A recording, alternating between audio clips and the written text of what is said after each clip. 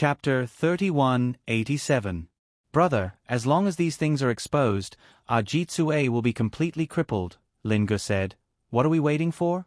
Let's get Jolai Sherwin to take him down. Su Yun was not in a hurry. Jolai Sherwin will contact us. How does he know that we will succeed? Lingu was puzzled. Someone will inform him. Who will go crazy when such an important computer is lost? Who will be so desperate to find the computer? Su Yun said, Our Jitsue has always been a suspicious person. Now that something like this has happened, I'm afraid that he will search everyone's house except for his subordinates. Our Jitsue's most direct target was probably Jolai Sherwin, so there was no need for Su Yun to inform him about this.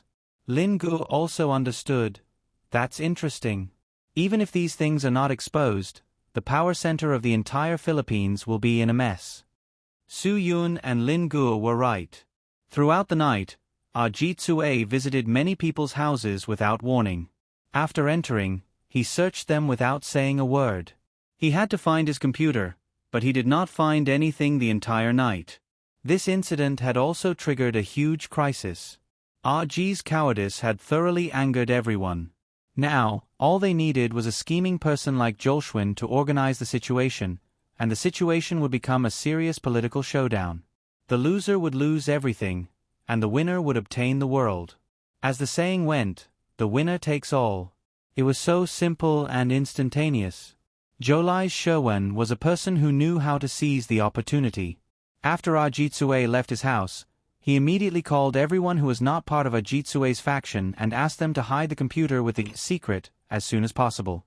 If they could not find it in time, they would immediately destroy it. That was better than letting Ajitsue get hold of it. Because of these calls, Jolai Sherwin saved many people. It was a great feat at the very least. These people owed Jolai Sherwin a big favor. If Leshwin wasn't in a hurry to get in touch with Su Yun and the others, and instead went to do those things, then no one would have expected it. It wasn't until the sky began to brighten that Ajigue had to stop because of the sunlight that Su Yun and Lin Gu went to the place where they had agreed to meet Jolai Sherwin. After they arrived at the place, the subordinate who had been guarding the place immediately notified Jolshwin. Ruolai Sherwin didn't care about the fact that he hadn't slept the entire night. He immediately rushed over. Along the way, he had to be careful to see if Aji had arranged for someone to tail him. It was very tiring. Su Yun and Lin Gu came empty-handed. Only the two of them knew where the computer was. When Raishwen saw that the two of them were empty-handed, he knew what they meant. Brother, we are no longer strangers. You can tell me any conditions you have. What do you want? What did he want? I can satisfy you. You don't have to be polite, Su Yun said. Huaxia has more things than the Philippines. Ruolai Sherwin laughed dryly and said, Of course. But I also have something that I can give you. What can you give me? Su Yun asked. I can give you something that no one else can. Your country can't give you. Ruolai Sherwin said, Not only can I give you everything, but I can also give Huaxia a friend from Nanyang.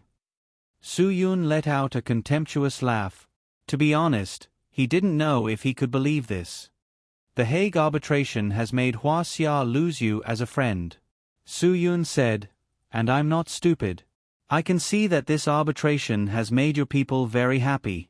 Will you betray your people? Ruolai Sherwin shook his head. However, he did not give up on explaining. The news of the victory from the arbitration court will indeed make the people of the Philippines happy for a while. This may even last for a few months. Chicken Shit will also take this opportunity to come out in front of the media to claim credit and promote his greatness. That's for sure. RG will definitely use this incident to show how much he has done for the country and have the people praise him. Lin Gu scoffed. Can this shameless thing be any more shameless? Su Yun was not interested in what Aji would do. Once the matter of him being a pork barrel was exposed, it would be meaningless no matter what he said. A person with a ruined reputation couldn't be a threat to them. I care about what you think, not Chicken's actions, Su Yun said. Boss, you know better than me how important your thoughts are. My thoughts? Okay, then I'll be blunt. I'm really skeptical. Is this victory really good for us? Ruolai Sherwan smiled bitterly and said, "This incident has created an unfriendly superpower neighbor. This isn't what I want. I believe that this isn't what my people want either." Su Yun nodded and motioned for Ruolai Sherwan to continue. Ruolai Sherwan opened his heart and said, "Look at those Western countries, especially the United States. They were very excited after the arbitration result because this is equivalent to announcing that Hua Xia's 9-dotted line is invalid. The 9-dotted line has existed since I first saw the map of Hua Xia," Su Yun said. "This announcement is meaningless." Ruolai Sherwan frowned. He really didn't know much about this because he was similar to other people in the Philippines. He didn't know much about the history of the South China Sea and only knew how to fight blindly. Su Yun could see Ruolai Sherwan's doubts and gave him some knowledge. It was quite scary to be uneducated these days. At the end of the 1940s, Hua Xia compiled and published a map of the South China Sea islands and drew 11 dotted lines with symbols of undefined national boundaries. 11 dotted lines. This is an area that inherited historical sovereignty. The European powers that ruled Southeast Asia for a long time respected Hua Xia's sovereignty. After World War II, Hua Xia's recovery of the South China Sea islands was internationally recognized. Therefore, the map of the broken line is internationally recognized. Su Yun said firmly. Later, after our new Hua Xia was established, the map inherited this line, but changed the 11 dotted lines to 9. The 2 lines between Hua Xia's Hainan Island and Yu country were removed. Su Yun said, "Do you understand?" "I understand." Ruolai Sherwan nodded. "Actually, I'm also very clear that all of this is just a war of public opinion against Hua Xia, the future superpower. The Western powers have sent us a very clear signal. They want us to stand with them and not believe that bad neighbor who bullied our Hua Xia. This is their goal." Su Yun smiled. "You're really much smarter than Ah Jigue. Big boss, did Ah Jigue grow up eating Sonlu milk powder imported from Hua Xia? Is there something wrong with his brain?" Ruolai Sherwan smiled bitterly. "Brother, do you know how much I wish that the leaders of Brunei or Malaysia would be like our country's brainless Ah Jigue III, who can be easily led by the nose by the US Empire?" "Why?" Su Yun said, "Do you still want to rope in other allies?" "No, if they were the ones to file a lawsuit against Hua Xia, we could just watch from the sidelines. In that case, our situation would be much better than it is now." Ruolai Sherwan shook his head helplessly. "In fact, it's impossible for those countries to take a stand against Hua Xia, let alone file a lawsuit against that stupid court." Su Yun said, "Only the Philippines would do such a brainless thing." Ruolai Sherwan shook his head. "Brother, believe me, this is definitely not what the Philippines wants. All of this is because of Ah Jigue, this trash's decision. It has nothing to do with the rest of us. It also has nothing to do with our country. It's all because of this US Empire's lapdog. That's why things have come to this point today." Su Yun did not deny it. "You should really learn from those countries." "I know. I also know what they're scheming in their hearts. Because as long as the countries in Southeast Asia can maintain a friendly relationship with Hua Xia, it will be more beneficial to the country's interests and development." Ruolai Sherwan said, "I know this very well, very well." Chapter 3188. "Big Boss, if everyone in the Philippines understands things as well as you do, then Hua Xia would definitely be good friends with you," Su Yun said. "Don't you know how generous Hua Xia is? Let's not talk about the other small countries. Just the US alone, do you know how much money they owe us?" Jolshuen nodded. "I know. I know very well how rich Hua Xia is. I can see it from your property prices." Su Yun nodded and smiled. "You know about the property prices in Hua Xia?" "Yes." Jolshuen nodded. "I don't even dare to think about it in Beijing, Shanghai, and Guangzhou. Even in a third-tier city, a house would cost 1 or 2 million RMB. If it was in Ireland, it would only cost 1 or 2 million RMB to buy an island. Yesterday, I saw a 380,000 square meter island 3 miles from Ireland that was sold for such a low price. The island even has a freshwater pond, a natural karst cave, and a cobblestone beach. Lin Gu grinned. This is really a good place for a hermit. You can live a carefree life here. You can also embrace nature and go diving and exploring. A village in the northwest of Spain only costs 40,000 renminbi. Cough. 300,000 renminbi to buy a village. Zhouxuan said, no one in Huaxia would dare to think about this. Huaxia's land is too valuable. Su Yun said, if you want to demolish a village, even if it's an 8th-tier city, you won't only need to pay 300,000 renminbi. Zhouxuan sighed. Yes, that's why Huaxia is too rich. Only a fool would go against you.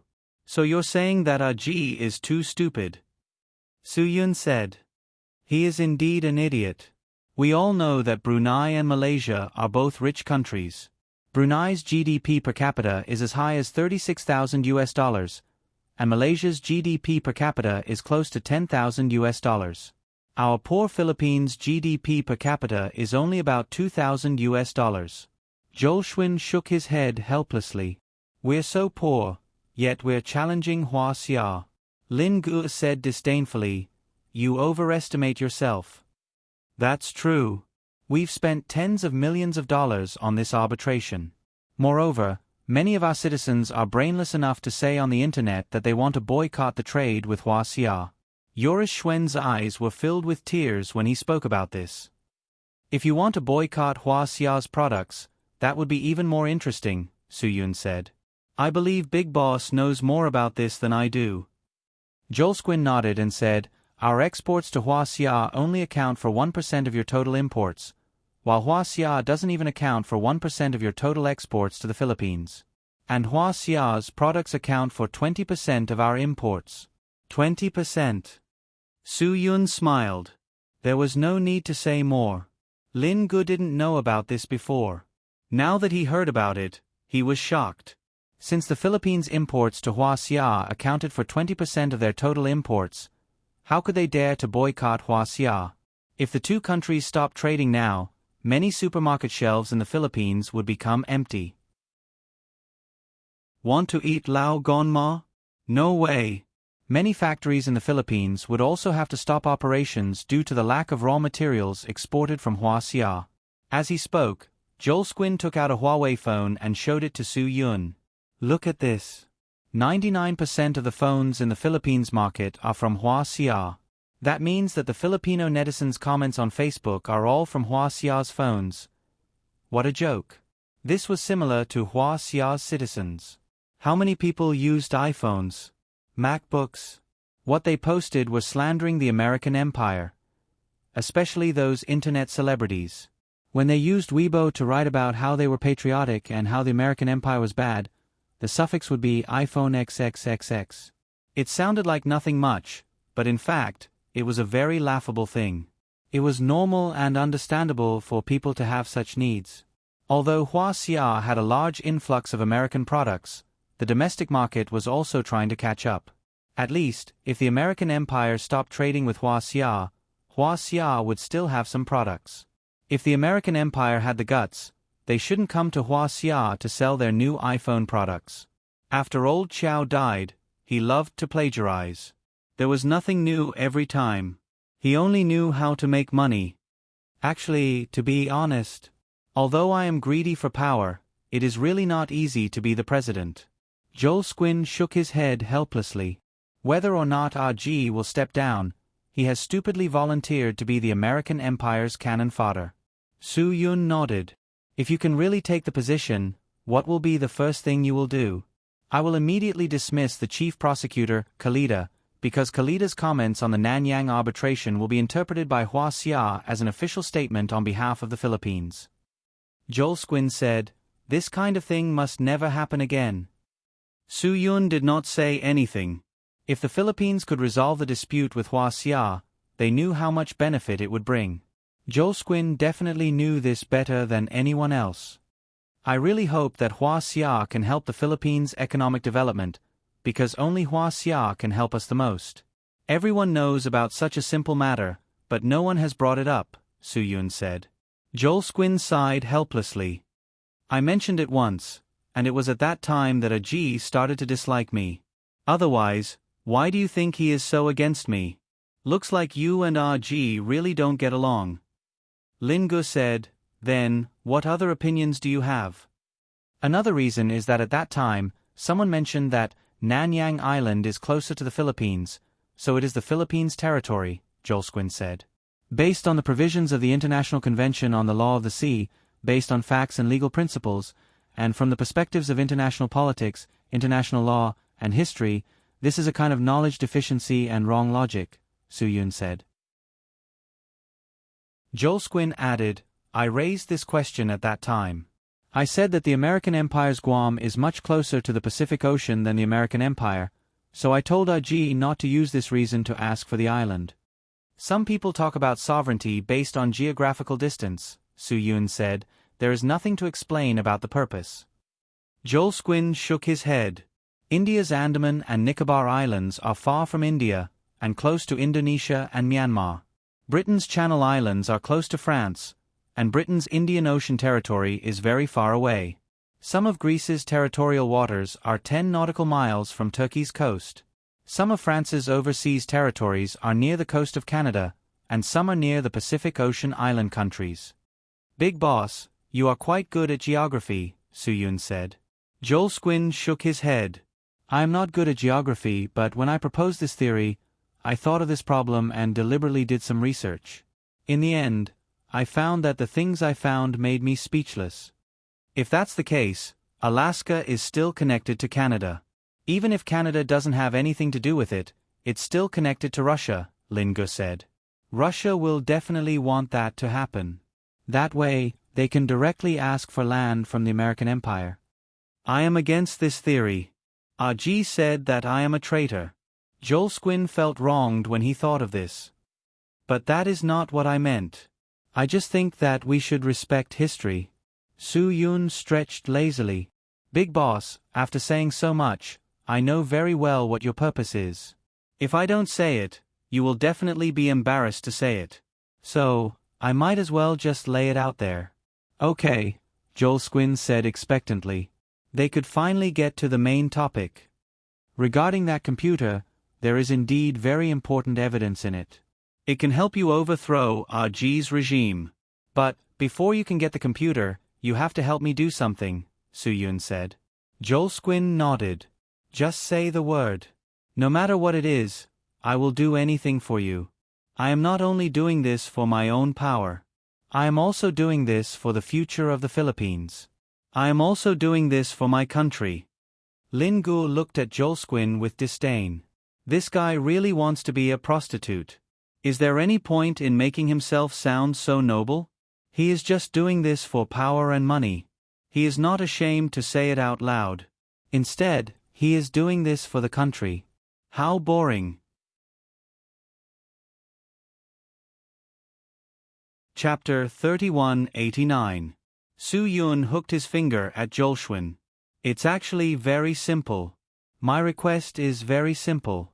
As long as you help me solve this matter today, I'll give you Ajit's computer with both hands. I also wish you all the best in your career. Okay. Jolsquin nodded vigorously. I know. You want to deal with those guys who are staying at the Bay Beach Hotel, right? Big Boss is really smart. Su-yun, I don't need your people to help me deal with those people, but your people have to promise me that they won't be able to escape. No matter what, you have to stop them. If they escape from the hotel, your people will immediately kill them. Jolsquin waved his hand. That's definitely not a problem. I can definitely do it.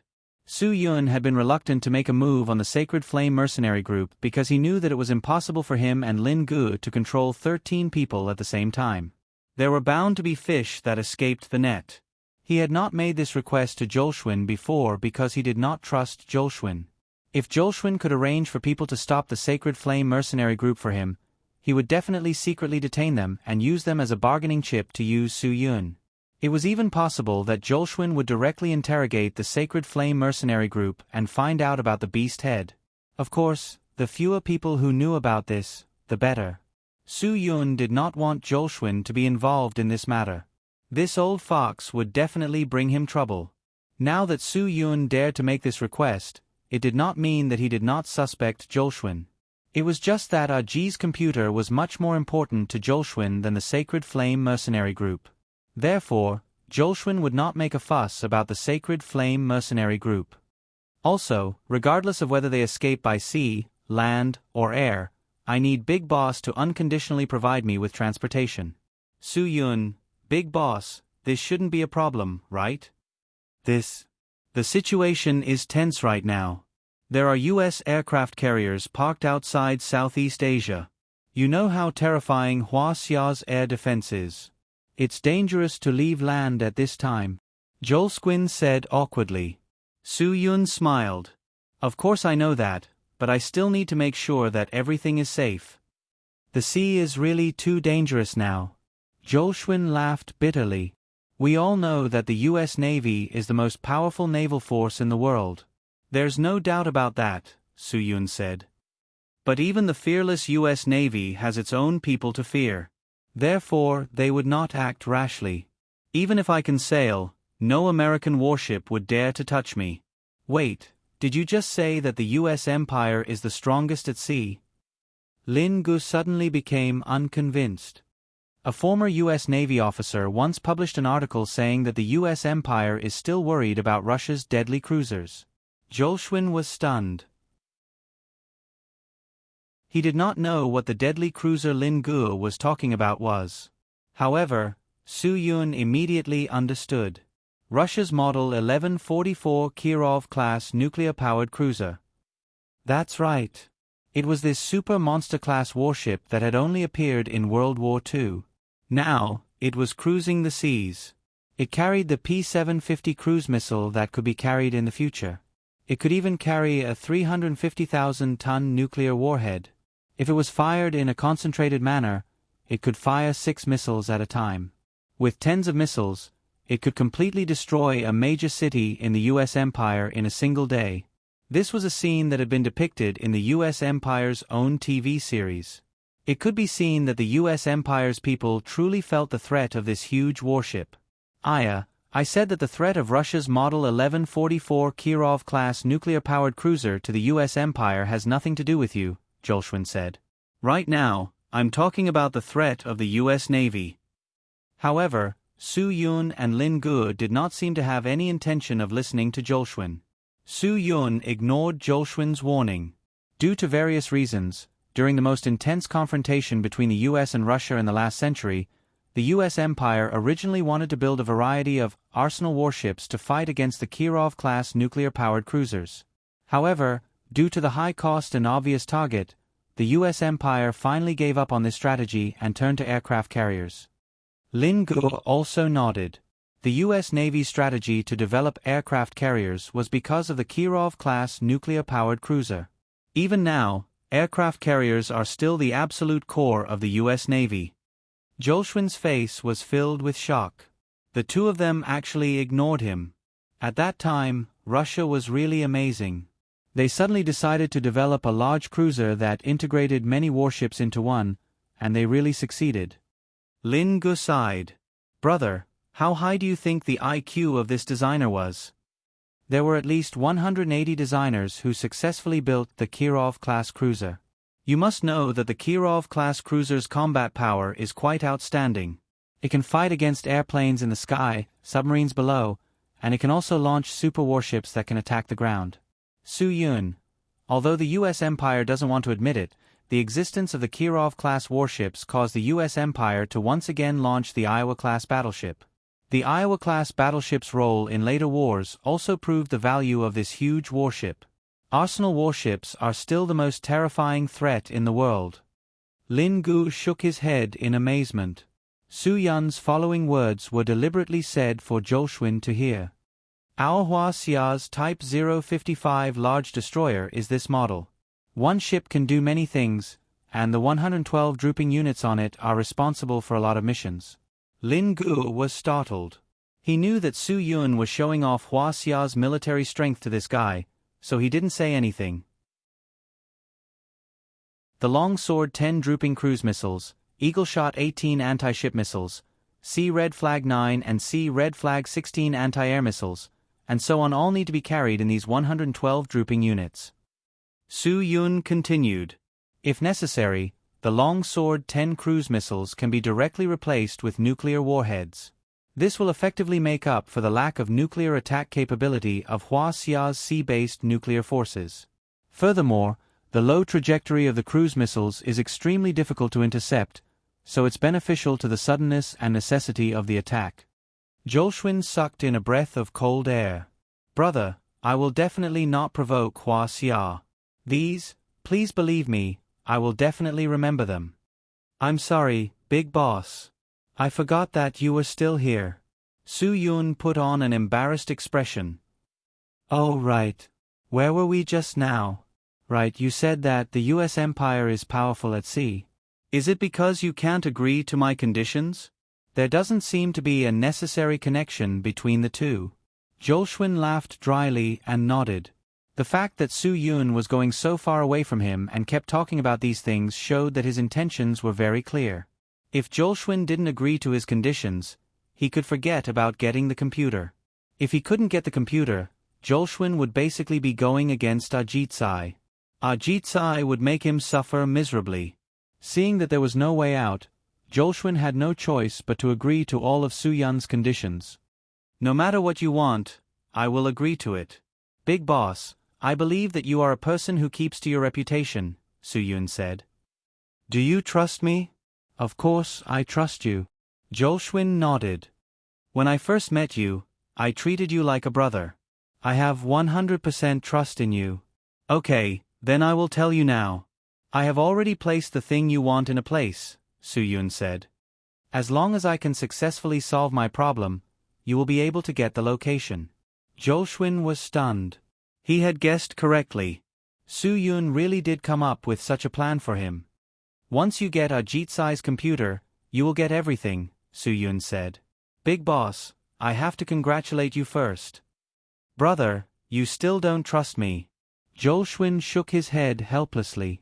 This has nothing to do with trust. Su Yun said. I am afraid that after you get Ajit Sai's computer, you will be impatient to do your things and won't have time to care about me. Zhou was really impatient now.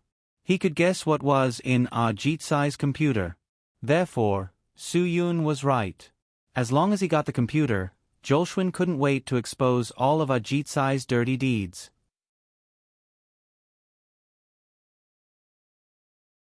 Chapter 3190. It could be said that Zhou had no choice at all. He could only let Su Yun control everything. No matter what he said now, it was meaningless. Big Boss, we are friends. As long as you can be sure of this, there is nothing to hesitate about. Su Yun, not only are you my friend, but I believe that the regime you lead can also become friends with Hua Xia.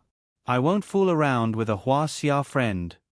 Zhou gritted his teeth. This was another big gamble. If one wanted to sit in the center of power, how many of them didn't take a huge gamble? Back then, Ajit also relied on despicable means to suppress his competitors. Now, he had to use the same method. He had to grasp any external force that could help him, because many opportunities only came once. Many things would disappear in the blink of an eye.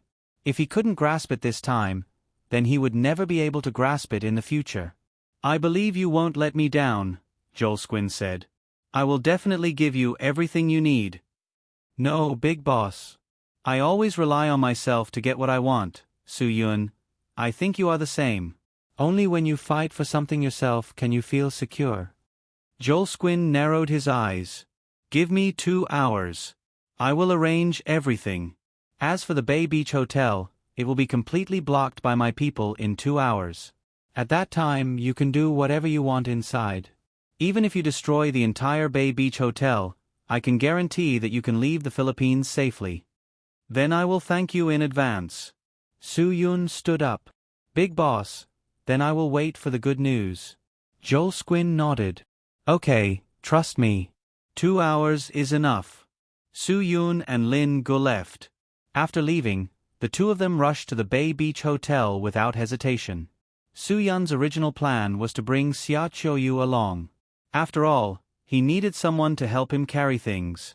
Now that he had Lin Gu, Su Yun would certainly not let Xia Qiuyu take risks with him. If there was no Yang Ye, Xia Qiuyu would probably be angry at Su Yun's decision.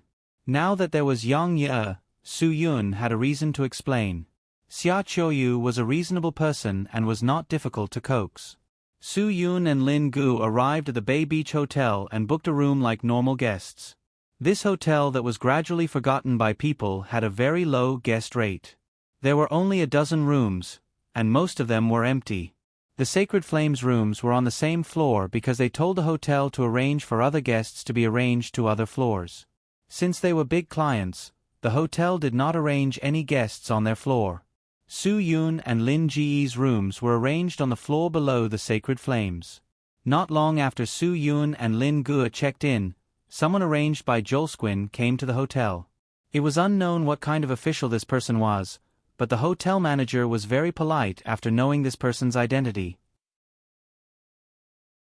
Soon, that person led a lot of subordinates into the hotel and began to clean up the rooms. Other than the Sacred Flames room, all the other guests were taken away by their people. Of course, Su Yun and Lin Ji's room was also knocked on by someone. When Su Yun told the person that Jolsquin had arranged for him to stay temporarily, the person outside the door quickly left. Since there were not many people in the hotel, the entire operation was carried out very quickly.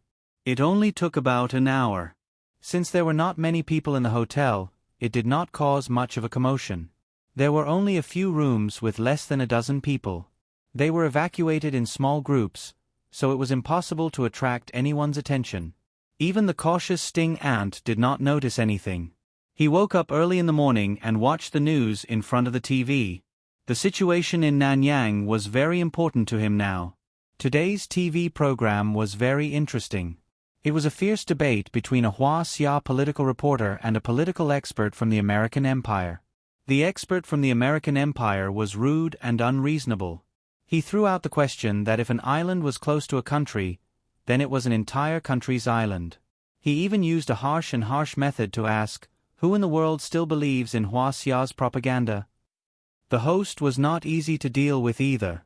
He questioned Hua Xia's reporter and said that the arbitral tribunal had made an overwhelming ruling against Hua Xia's territorial claims in Nanyang. Hua Xia not only refused to accept this ruling, but also refused to participate in the arbitral tribunal's hearing. Hua Xia's reporter had no intention of giving in to the debate about the situation in Nanyang. Hua Xia's reporter had no intention of giving in. He smiled disdainfully at this. Because his country had already made the matter very clear, there was no need for him to say anything more. The expert from the American Empire wanted to cause trouble, so he was aggressive.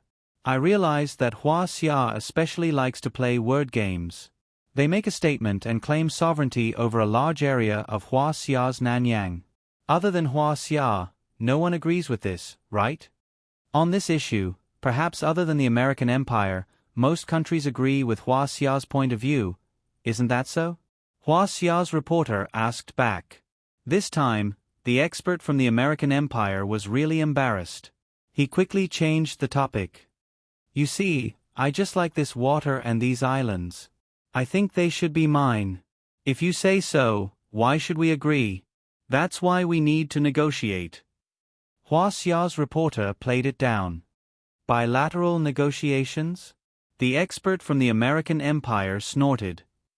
On this issue, many countries have also claimed and sought to open bilateral negotiations with Hua Xia. However, in this regard, Hua Xia has always been unwilling. I think this arbitration is proof of the power of international law. It proves that a small country like the Philippines can use this method to fight against a big country like Hua Xia and win. Hua Xia's reporter shook his head indifferently. This victory is what you think. Moreover, the one trying to fight against Hua Xia doesn't seem to be the Philippines. In the eyes of Hua Xia, the Philippines is just a tool used by some countries with ulterior motives. The one who is really fighting against us is not the Philippines, but someone else. We in Hua Xia call this kind of person, scheming bitch. I think it's very suitable for our country. The expert from the American Empire was a little anxious. Now that the arbitration tribunal has made such a ruling, it's not because this is a battle between David and Goliath. It's because the arbitration tribunal has carefully studied it and believes that Hua Xia is unreasonable and untenable. I don't know who David is, and I don't know who Goliath is. Hua Xia's reporter smiled politely. So I don't understand your analogy. However, there's one thing I have to deny. The unreasonable one is your so-called arbitration tribunal, not our Hua Xia. On the issue of Nanyang, no country has a more stable footing than Hua Xia. As the two of them spoke, the smell of gunpowder became obvious. No country recognizes Hua Xia. The expert from the American Empire slammed the table. In fact, what you said is that no Western country recognizes Hua Xia's point of view. However, there are dozens of countries in the Middle East, Africa, and Eastern Europe that support Hua Xia. These countries support Hua Xia because they don't believe the story that you Western countries sell. Hua Xia's reporter refused to budge. The expert from the American Empire was a little speechless. For a moment, he really didn't know how to defend himself. Hua Xia's reporter didn't give him a chance to speak and continued, "In addition, the Western media's report on this matter is out of context. It's as if our Hua Xia suddenly began to dump sand and stones in the vast ocean to reclaim land. Isn't that so?" The expert from the American Empire seized the opportunity to quickly say something that didn't hurt him. If he was forced to say nothing by Hua Xia's reporter, he would lose a lot of face. This was a live broadcast. In that case, you Westerners really don't have a good memory. You have forgotten a simple fact. After World War II, the presidents of the American Empire, Franklin Roosevelt and Eisenhower, one sent warships to help Hua Xia reclaim the sovereignty of the Nanyang Islands, and the other tacitly acknowledged Hua Xia's voice. We didn't see any relevant reports of their opposition. The expert from the American Empire was stunned. I don't know why, but all of a sudden, your President Ma wants to cause trouble. Hua Xia's reporter smiled. This makes us have to consider his motives.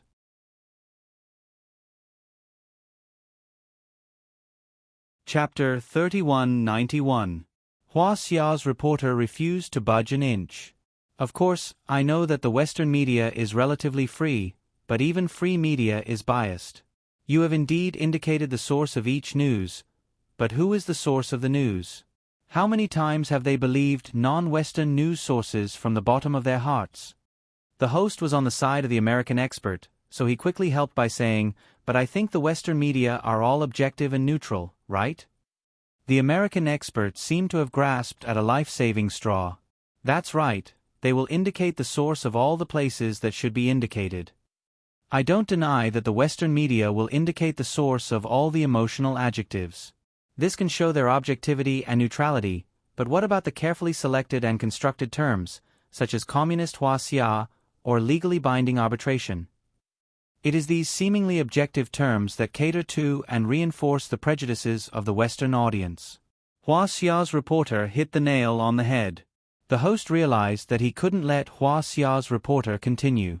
If he continued, the American expert would vomit blood.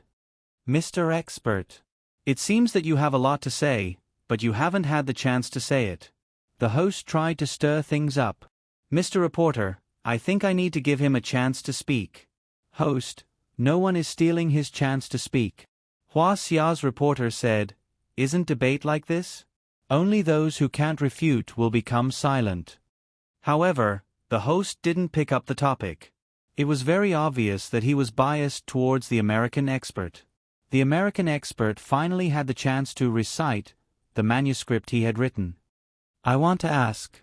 On some occasions, Hua Xia has joined the United Nations Convention on the Law of the Sea and become one of the signatories. From the day it was signed, the convention has become a legal document.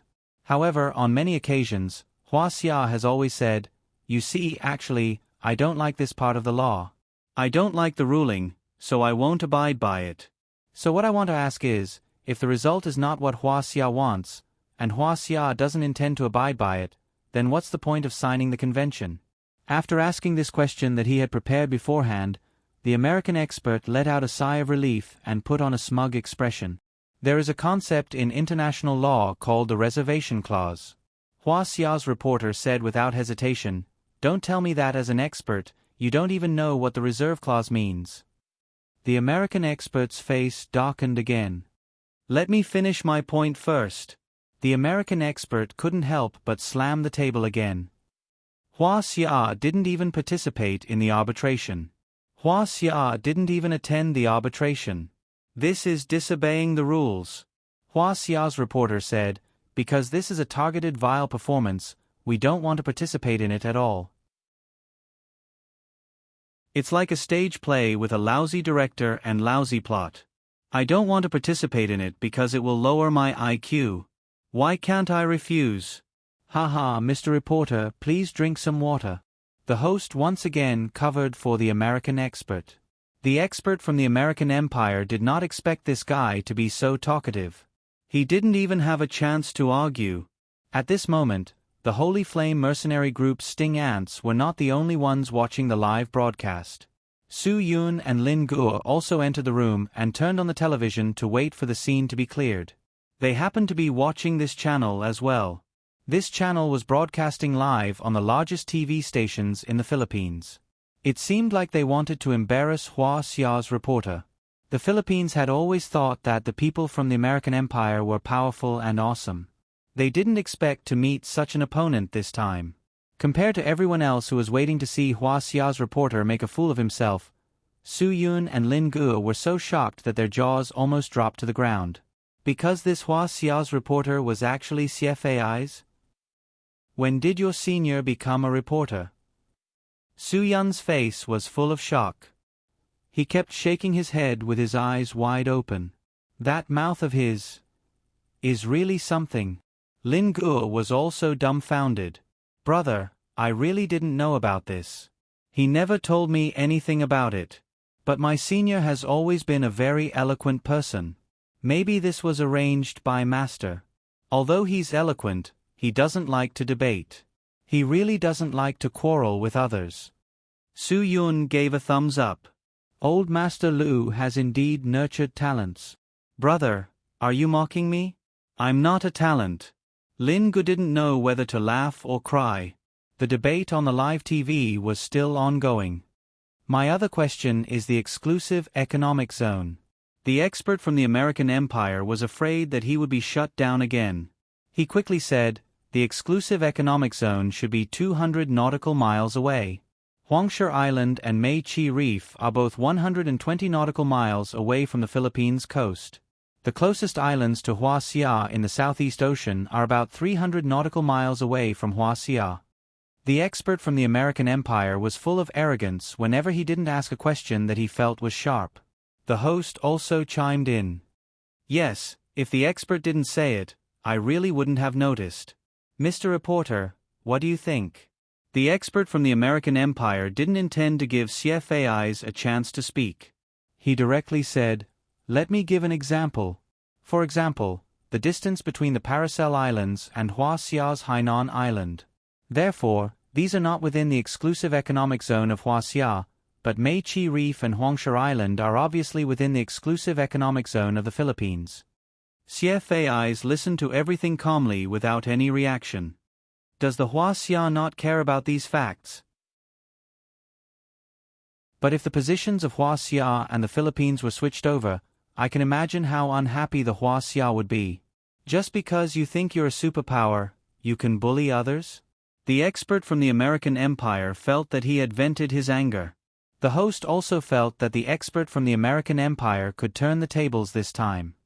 If we judge based on the principle of geographical proximity, think of the Northern Mariana Islands or the American Guam. They seem to be much closer to the countries in the Western Pacific than to the mainland of the United States, right? CFAI's one sentence defeated the expert's argument. Of course, CFAIs didn't stop there. Also, I want to share some knowledge with the expert. It's the reserved clause that I mentioned just now. Many conventions have reserved clauses. Hua Xia and about 30 other Western countries, such as Denmark, Argentina, and the United Kingdom, have all signed these reserved clauses. So what?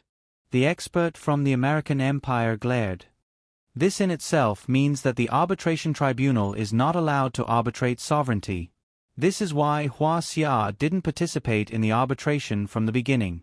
Hua Xia is definitely not the first country to do this. There are also countries in the West that have done this, haven't they? Xie Fei said sternly. Unfortunately, this doesn't look good for Hua Xia's reputation, because it will be seen as a contempt for international law. The expert from the American Empire said, if the ruling is in favor of Hua Xia, I think the Hua Xia will praise the result of the ruling, right? And even praise this organization and its wisdom, instead of criticizing it so thoroughly like this. Xie Fei didn't confront the question forcefully. Instead, he used a roundabout tactic. When Vietnam built the first airport runway on the Spratly Islands, your president, Mr. Washington, didn't rush to jump out and criticize Vietnam. When the Philippines reclaimed land on the Spratly Islands 2 years later, Mr. Washington also didn't jump out and criticize the Philippines. Also, when the Philippines parked an old warship on Ran Ai Reef and refused to leave, Mr. Washington also didn't jump out and criticize its ally, the Philippines. So what? The expert from the American Empire accidentally revealed the true colors of a hegemonic country. Xie Fei smiled slightly. Your Mr. Osama even explicitly admitted your containment strategy against Hua Xia in an exclusive interview with Atlantic magazine this year. Whatever his exact words were, I can now quote them word for word. The expert from the American Empire's expression changed. When it came to debates, one was afraid of using one's own country's affairs to slap oneself in the face. Now that Xie Fei wanted to use Osama's words to slap his face, he definitely couldn't sit still. He said, if you look at how we operate in Huaxia and Nanyang, you will know that we are already able to mobilize most of the countries in Asia and isolate Huaxia in a way that surprised Huaxia. And frankly speaking, this has strengthened our relationship with our allies and is very beneficial to the American Empire. Those were his exact words. Xie Fei said, those were the words of the Atlantic magazine interview. There was a recording. The expert from the American Empire didn't know how to respond. The host also blushed a little. Through political means, military deployment, and using international law to manipulate geopolitics, if these aren't collusions against Huaxia, then I don't know what is. Xie Fei said, there is a saying in Huaxia, people need face, trees need bark. I hope that through this debate live broadcast, it will be a gift to some people.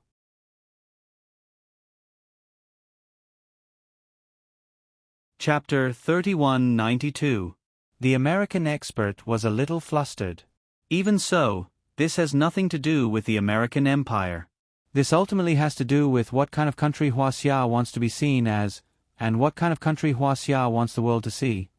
Xie Fei sneered. In my opinion, the American Empire really needs a new strategy against Huaxia. Because it's useless to use protecting sea lanes and trade as an excuse to suppress Huaxia. The American expert couldn't refute. Also, if the American Empire's return to the Asia-Pacific is about security, what do you have to pay attention to? Is it Iran? But Iran has never really been a threat. Is it extremism? But ISIS and the Taliban are on the other side of the world. Xie Fei said, also, most of the nuclear warheads are in Eastern and Western European countries. Seeing this, the host had to stop the debate. If this went on, the American Empire's reputation would be ruined. Okay, Mr. Reporter, I have to interrupt. You've raised some important questions that we can't answer immediately. Thank you very much for our guest. Thank you for watching our show. See you next time. The live broadcast ended in a hurry and went into commercials. Su Yun and Lin Gu couldn't help but clap and cheer. Xie Fei's sharp words made the Americans completely speechless. It was really fun to watch. The American expert was probably furious now, but Su Yun and Lin Gu weren't worried about Xie Fei's at all. Since Xie Fei's dared to go, he would be able to leave safely. So what if it was the American Empire? If that retarded expert really dared to make a move, he would be the one who swallowed his teeth. Give your senior a call when you have time. Tell him that I want to invite him for a drink on behalf of Huaxia. Su Yun smiled. Lin Gu nodded and agreed. No problem. After this is over, I'll contact him immediately. The clearing operation should be about done. Su-yun said lightly. Lin-gu walked to the window and looked down. It should be about done. There aren't many people staying in this hotel, so it should be cleared quickly. Su-yun turned off the TV and stood up. It's about time we make our move. Right now, Sting Ant and the others were completely oblivious to the dangers around them. After watching an intense debate, everyone in the Sacred Flame mercenary group was quite quiet. The Thorn Ant smiled and looked at Victor. Then, he said to Tu Zibai, "You Huaxia people are really eloquent. Reporters are naturally more eloquent than experts." Victor was obviously a little unconvinced, but Tu Zibai didn't intend to argue with him because there was nothing to argue about. Victor wasn't a reporter at all, and the stinging ants knew this very well. "Victor, you don't really think that he's a reporter, do you?" The stinging ant was shocked. "You didn't even recognize such a famous figure in the assassin world?" Hearing this, Victor was stunned. "Who?" "It's time for you to catch up on your lessons." Alice also smiled. "If you don't mind, you can pay me some tuition. I can give you some knowledge." Victor frowned. "Eyes," the stinging ant said. Victor suddenly realized. Of course, he had heard of this name before. But how did he participate in the live broadcast debate? Wasn't he a reporter? What did the American National Security Agency do? An assassin with such an international reputation, how could no one recognize him? And he even participated in such a debate program. What a bunch of idiots. The National Security Agency should be replaced. Victor said angrily. "I don't think so. Instead, I think that you Americans already knew that he wasn't a reporter, so you pretended not to know and let him participate in the debate. Then, you want him to represent Huaxia and embarrass himself." The stinging ant said, "Am I right?" Victor was even more speechless now. Just now, the Americans lost the debate. This time, he lost his IQ. "You Americans always like to be funny," Joyce suddenly said. Joyce suddenly said, "The superiority of the English nobles always like to show off in front of the Americans." This obviously made Victor very unhappy. "What does this have to do with you? Don't make sarcastic remarks." Krovsky grinned and patted Joyce on the shoulder. "Yes, this has nothing to do with England. You didn't come forward to help, so don't talk." "Aren't you the same?" Joyce said. Krovsky shook his head. "Of course I'm different from you. We, Russia, have expressed our support in this matter." "Don't give me that. You Russia are really two-faced when doing things." Victor spat and looked very disdainful of Krovsky. "I can see how unkind you are from your national emblem." Krovsky's face twitched. "What nonsense are you talking about, Victor? Mouths are not for talking nonsense. Am I wrong?" Victor said, "Isn't your national emblem a double-headed eagle? And your country has legally determined that the double-headed eagle is the national symbol of Russia. You look to the west on one hand and the east on the other. You cooperate with whichever side is advantageous. You burn the bridge after crossing the river. You forget about righteousness at the sight of profit." Krovsky slapped the table. "Don't talk nonsense here." "Am I wrong?" Victor said. "Look at your face now. You look like you want to help Huaxia. In fact, how many dirty things have you done behind the scenes? Back then, your border patrol boat fired at the fishing boat with the flag of Huaxia in the exclusive economic zone of Russia in the Japanese Sea. Have you forgotten?" Krovsky snorted. "That's because the fishing boat was close to our exclusive economic zone.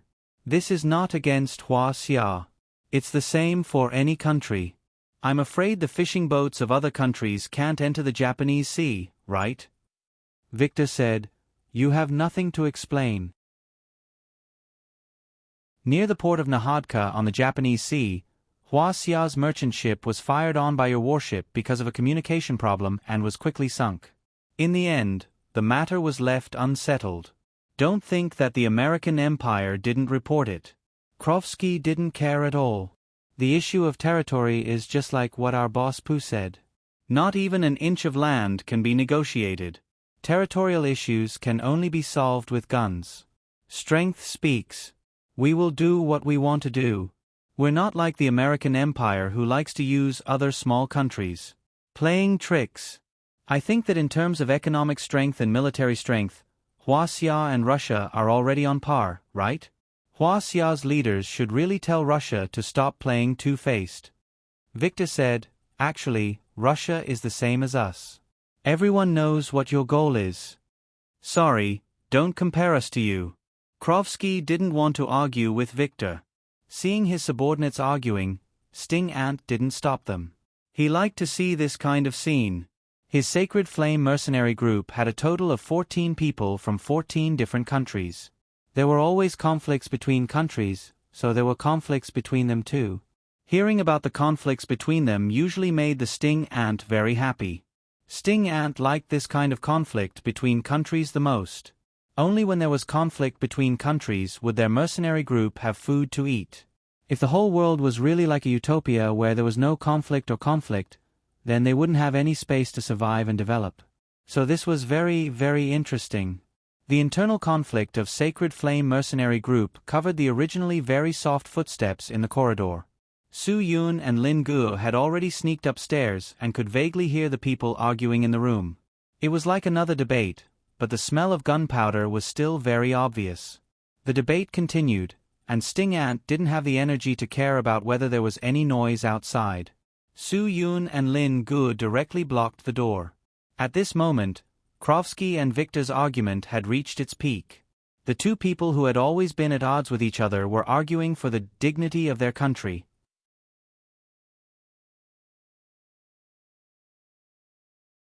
Chapter 3193. In fact, to put it bluntly, there were no friends between countries, only interests. Interests were the only factor that drove a country's actions. Russia liked to resist the US Empire, made use of Huaxia, and played with India. They didn't hold back when fighting against domestic separatist forces. They suppressed all the former Soviet Union countries that were close to NATO because their country needed them. This was driven by interests. Therefore, the relationship between China and Russia for generations was, frankly speaking, just a phrase used by politicians when there were interests involved. There were no eternal enemies, no eternal friends, only eternal interests. Russia wasn't the only country that did this. All the other countries did this. Victor had always emphasized that the relationship between Huaxia and Russia was very delicate. When Huaxia bought weapons from Russia, Russia would stand up for Huaxia. When there were no interests involved, there was no need to talk about it. Krovsky was actually clear in his heart. All right, you guys don't have to argue anymore. The Stinging Ant smiled and said, everything that Russia did to Huaxia, Huaxia people can see clearly. Russia does have two sides, at least to Huaxia. One side pays attention to the friendship between China and Russia, and the friendship will last forever. The other side is stationing troops and selling submarines to support Vietnam's sovereignty in the South China Sea, and at the same time, supporting India while playing with India. Since the commander spoke, Krovsky didn't say anything. That's right. It's in line with the interests of their own country. The Stinging Ant said, from the perspective of Russia's national interests, who knows if Huaxia, this panda, will become a dragon that soars into the sky after a long period of development? Roping in on one side and suppressing on the other side. This way, Huaxia can get through with it, and partially, it can effectively curb the potential threat of Huaxia's rise to the security of Russia. This analysis was on point. Lin Guo looked at Su Yun at the door, as if asking Su Yun if the Stinging Ant was right and if it made sense. Su Yun nodded. He didn't have a good impression of Russia. Sometimes, Russia did exist as Huaxia's big brother. Huaxia needed such a big brother to speak up for her in many matters. However, Su Yun didn't like Russia's tough style of doing things. If they were friends, there was no need for them to be so tough. It was just like how Huaxia had helped Russia in the past. They were much more sincere than Russia. Back then, when the Russians helped Huaxia, Russia had not split up yet. It was still Soviet Russia. The older generation would definitely know what the Soviet Union did when it entered the Northeast. Even in the 1950s, when the two countries were at their friendliest, this period of history seriously affected the relationship between the two countries. In the past, for various reasons, especially in consideration of the relationship between the people of the two countries, this kind of matter had long been taboo in publications. But now that the Soviet Union has disintegrated, there is no such taboo anymore. Back then, when the Soviet Union army entered the Northeast, their behavior was quite unrestrained. Not only did they rob and abuse the defeated Japanese, but they were also very bad to the people of Huaxia. Robbing and humiliating women caused a lot of people in the Northeast to panic. The people of the Northeast who had been suppressed by the Japanese for so long, when they saw the liberators, there were at least tens of thousands of "what the fuck" running through their minds. The Soviet Union's soldiers ran around the streets during the day. Some looked for alcohol, some stole things from warehouses, and sold them in bags on the streets. At night, they got drunk and barged into the alleys to find Madame.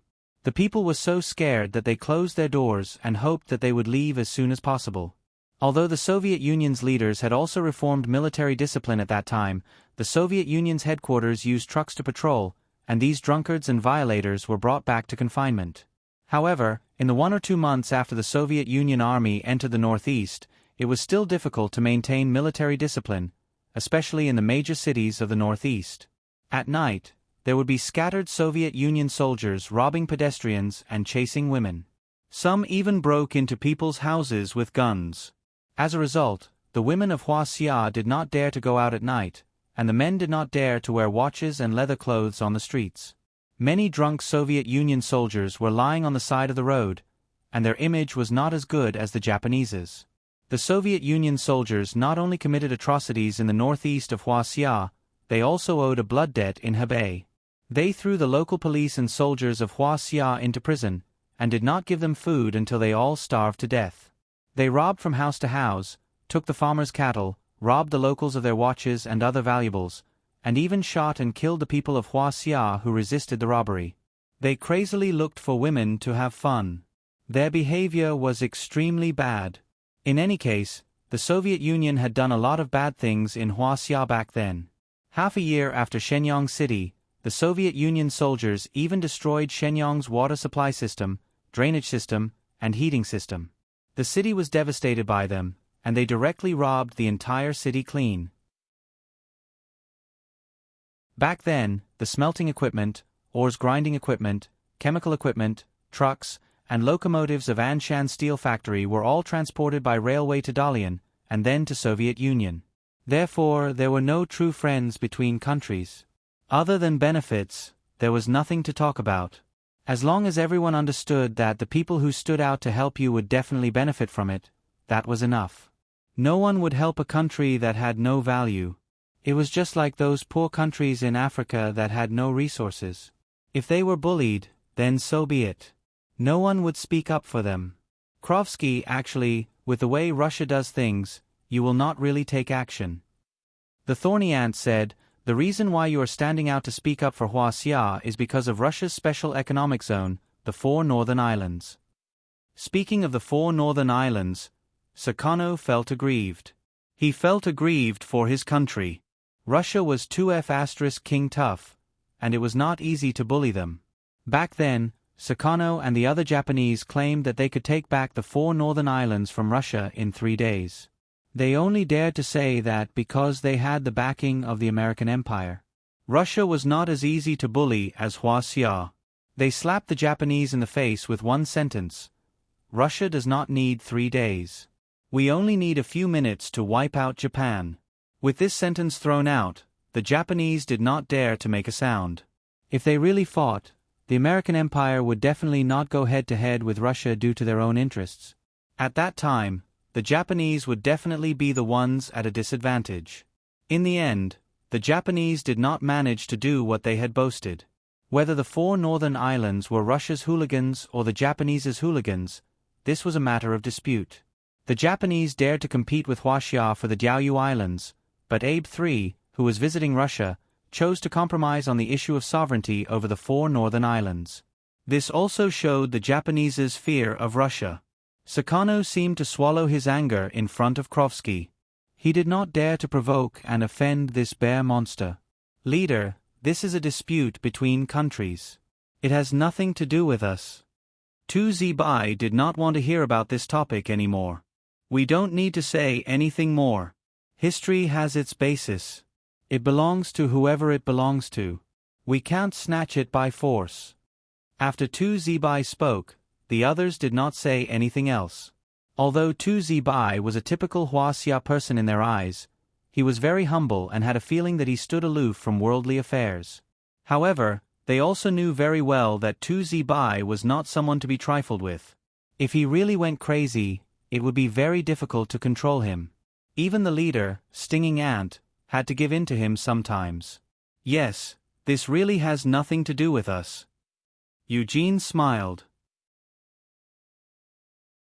We are all abandoned children of our respective countries. There's no need to fight over this, right? The government won't give you patriotic medals. Ha ha ha. Stinging Ant did not think so. Sometimes, it's good to argue. At least it makes us feel that we are a team. The more we argue, the more united we will be after resolving the dispute, right? United.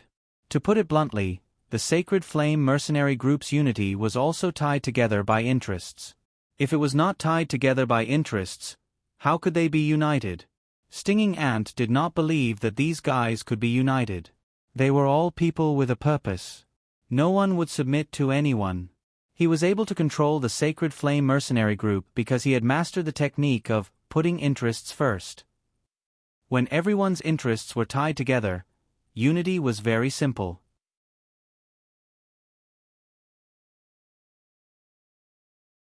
Chapter 3194.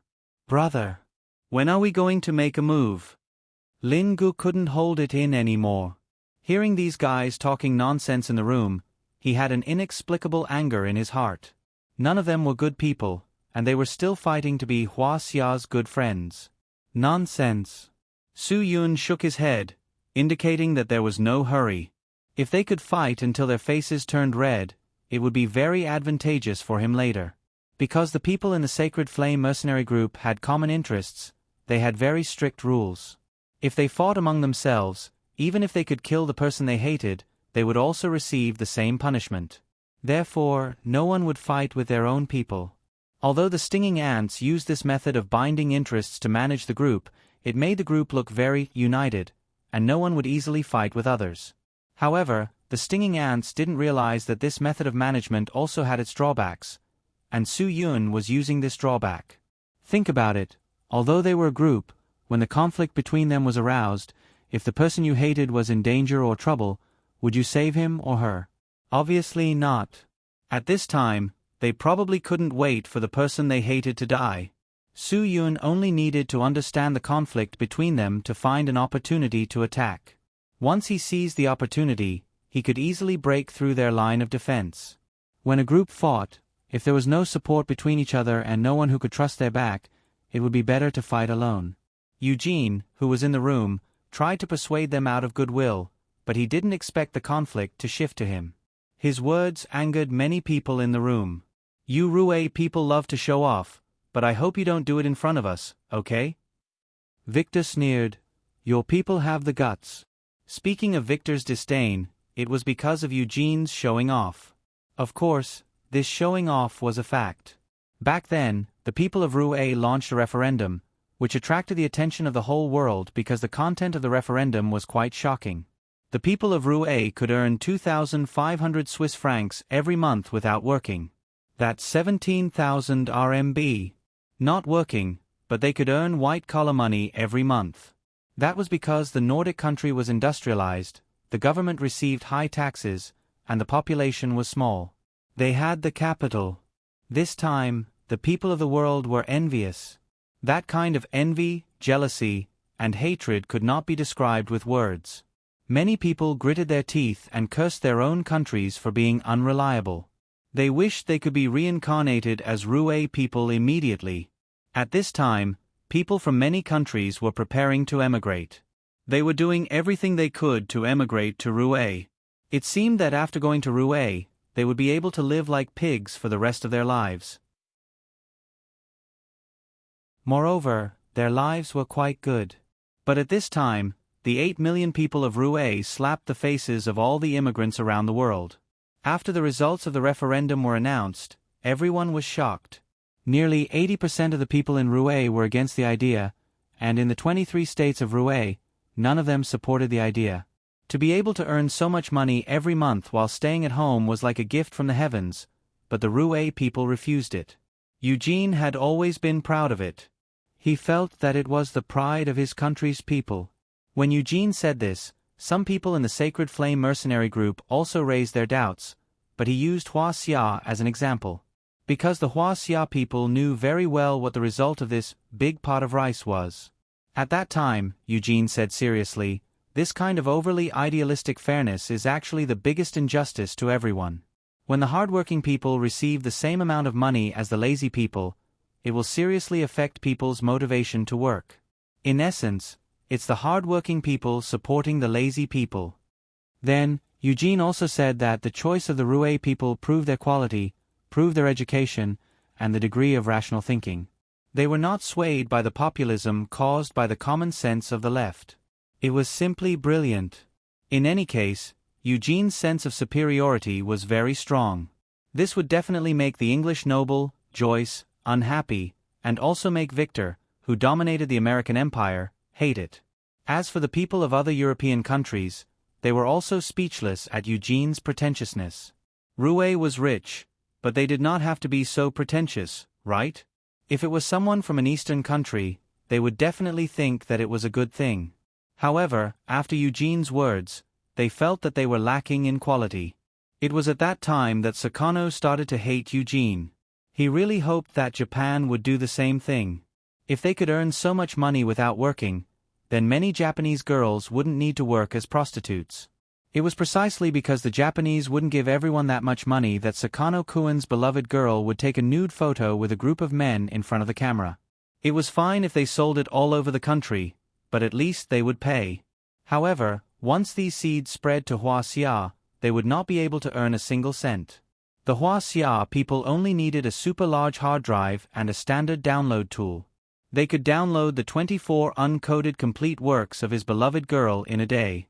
Then, they could download the dozens of cavalry films of his beloved girl when she first debuted onto the computer. They could watch it for 3 days and 3 nights without repeating any of the male leads. They could directly experience all the positions for free. That was why Sakano hated Eugene's sense of superiority. That's right. Your country is rich. It's amazing. Everyone can afford to be rich. But have you ever thought about how many people there are in your country? It's only 8 million. We have more than 13 million in Dongjing alone. If we go to war, we can destroy you in 3 days. Sakano Kuin's biggest problem was that he would take out the nude photo. Krovsky was unhappy when he heard about destroying this and that. 3 days again. I realized that you Japanese like 3 days. A few years ago, didn't you say that you could take away the 4 northern islands in 3 days? Why isn't there any movement? I'll give you 3 months to try. You can't take it away. What does it have to do with you that I'm talking to Eugene? Sakano Kuin said. Victor liked it when someone had a conflict with Krovsky. He immediately supported him. Yes, it has nothing to do with you. Why are you interrupting? You want to be two-faced again, right? Ha ha ha, as expected of someone from your country. You're so two-faced. I was just joking. How can I not be mocked? Krovsky did not care at all. In the past, Huaxia people ate tree bark and held lousy rifles. You Japanese fought with planes and tanks for 8 years and still did not win. Don't be so arrogant now. Huaxia is so big. We don't have enough military strength. But if it's against Rue, we have enough. Sakano Kuin was not convinced. Krovsky snorted. You're a defeated country. Where do you get military strength now? You're called the Army, right? This name is too nice. It sounds very domineering. Sakano Kuin's temper was gone. You're just jealous. Jealous that their country is rich. Krovsky said, they didn't pass the national exam. If they really passed, you'll be even more jealous. Sakano-kun waved his hand. I don't want to talk to you. Do you think I want to talk to you? Krovsky looked indifferent. I'm talking to you because I'm giving Victor face. Ha ha ha, Victor, right? Victor glared. What does it have to do with me?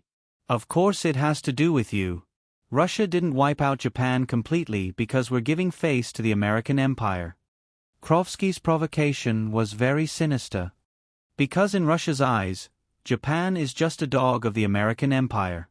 I said, don't talk to me about countries. I don't like to hear it. Victor did not want to be estranged from Sakano-kun. Krovsky shook his head.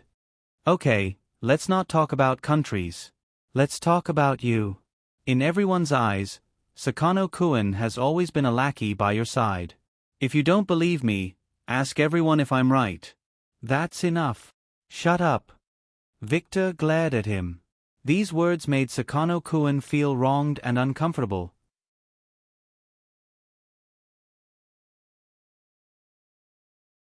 Chapter 3195. Originally, Krovsky would not say yes if Victor got angry. However, the aggrieved Sakano-kun said, whether I want to be a dog or not, it's not up to you to discipline me. I didn't bite you, right? If you say so, then Jin Zhongshuo is also a dog. Jin Zhongshuo glared at Sakano-kun fiercely. This guy was really sick in the head. He did not know why he said such a thing. Sakano-kun's explanation was very serious.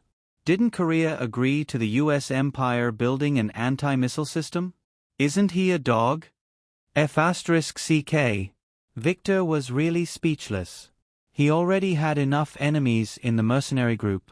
This guy, Sakano-kun, actually wanted to aggravate the conflict with Jin Zhongshuo. Also, when the US Empire attacked Iraq, didn't the entire NATO participate? Sakano-kun looked at Tekeril again. Tekeril, then tell me, do you think the entire NATO is a dog? Stinging Ant frowned when he heard this. His country was also a NATO country. The entire Sacred Flame mercenary group had people from France and England. These countries were all NATO countries. Sakano-kun's words had triggered Tekeril's hatred for everyone. Sometimes, if the hatred of a country was not mentioned, it would not be felt. Once it was mentioned, no one would feel comfortable in their heart. Tekeril was someone who had experienced that war, so he must be very conflicted in his heart. That war caused trillions of dollars of damage to the world economy. The post-war reconstruction of Iraq and economic modernization, including the oil industry, would cost more than $120 billion. Moreover, the war also caused turbulence in the world stock market, a trade war between Europe and the US, and caused the spread of terrorism around the world. This was all caused by the US Empire. Victor's head hurt when he heard this. This Sakano-kun was really king pig of a teammate. A lot of Iraq's infrastructure was damaged and paralyzed. After the war, economic reconstruction was also difficult to carry out due to the continuous turmoil. The impact was even now. A lot of infrastructure, including the water and electricity supply system, had not been fully restored. Unemployment and high prices in the country, as well as severe poverty, seriously troubled the entire Iraq. Tekeril left the country because of this war and joined the Sacred Flame mercenary group. To Tekeril, this was a topic he absolutely did not want to talk about. The war made everyone in Iraq live in fear and shadow. Back then, Tekeril had to worry every day that he or his family could be killed by a hidden bomb at any time. He also had to worry about his sister who grew up in such a terrifying atmosphere. During the war, Tekeril's 13-year-old sister dressed like a boy. She had short hair like a boy and wore a t-shirt and trousers. She liked to hold a toy rifle and played war with other children on the street every day. His sister loved guns the most. Whenever the topic of guns was brought up, his sister would talk non-stop about the various functions of the toy guns in her hands. Her toy gun could even shoot bullets with a diameter of 6 millimeters, which was powerful enough to blind people. Tekeril's sister was just a microcosm. Almost all the children in Iraq had toy guns, and their favorite game was cops beating up bad guys. Or they could play a game where the army fought against a certain extremist organization. Because all the children in the country grew up watching the adults around them walk back and forth with guns, the situation was completely out of control. The only impression the violent conflict left on the children was bullets, death, and the fear of the American Empire occupying their homeland. Victor saw the change in Tay Carrier's expression and hurriedly explained, "That happened so many years ago." "What are you talking about? Sakano-kun, do you have nothing else to say? If you have nothing else to say, then go back to your room." Sakano-kun was stunned. He had always stood by Victor's side and supported him, just like the Japanese had always stood by the American Empire. But Sakano-kun did not expect that the damned Victor would treat him like how the American Empire treated the Japanese.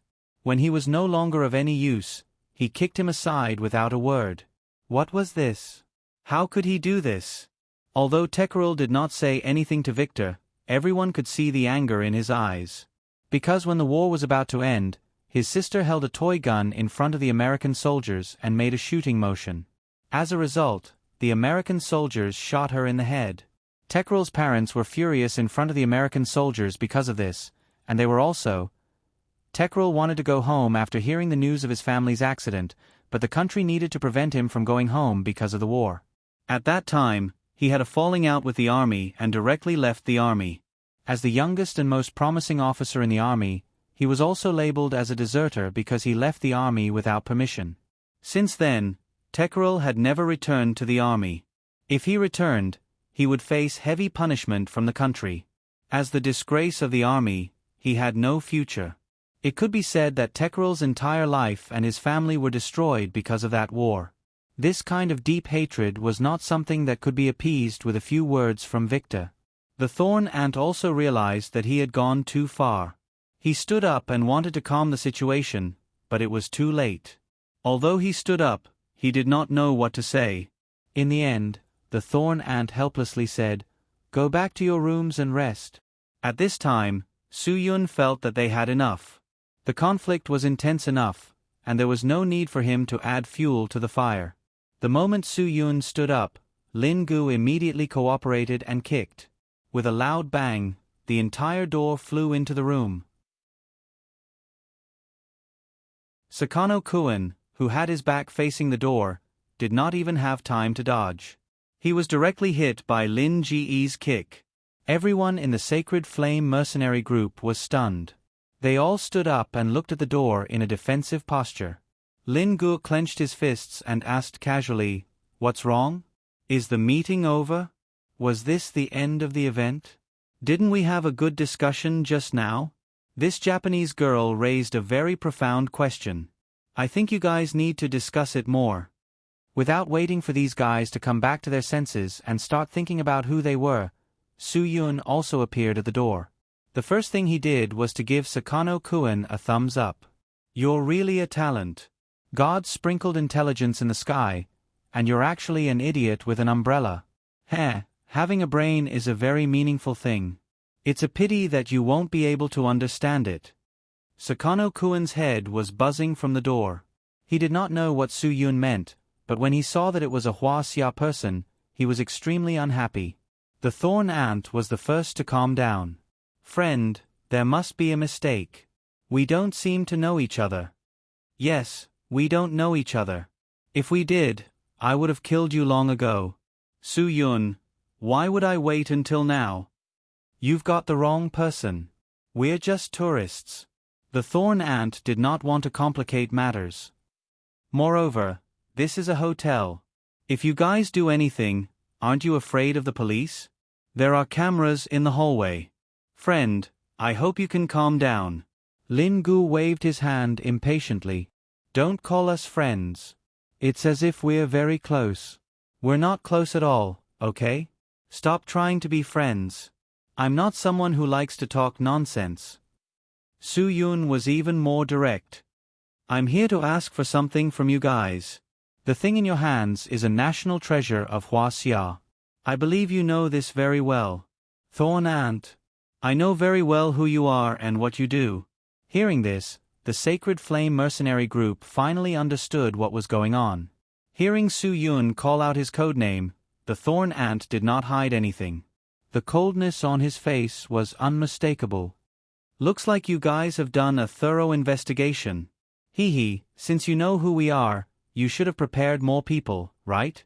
Just the two of you, I'm afraid you don't have the strength. Alice walked to the window and looked downstairs. Her expression was very shocked. Leader. Philadelphia Country's military has surrounded the entire hotel. Military people? The Thorn Ant was completely stunned. The Philadelphia Country's military was actually helping Hua Xia people? This was simply a fantasy. No, they were definitely not together. The Thorn Ant definitely did not believe this.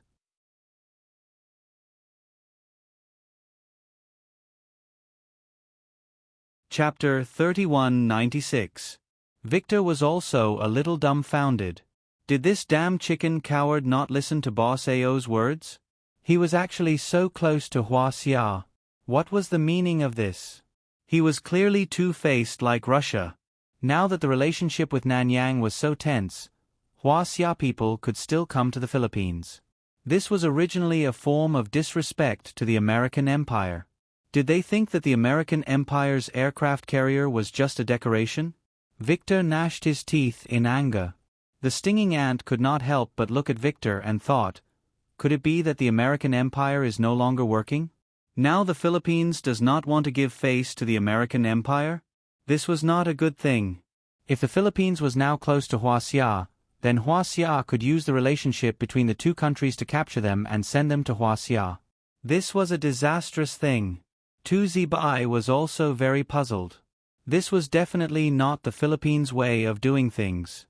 How could it be? Did Ajigue take the wrong medicine? Or did the United States give Ajigue some new instructions? Tu Zibai, this is your own family. Shouldn't you communicate with them? Alice smiled slightly. It's part of our job, right? Hearing Alice's words, Tu Zibai was a little speechless. This woman really knew how to stir up trouble, as if she did not want things to get out of hand.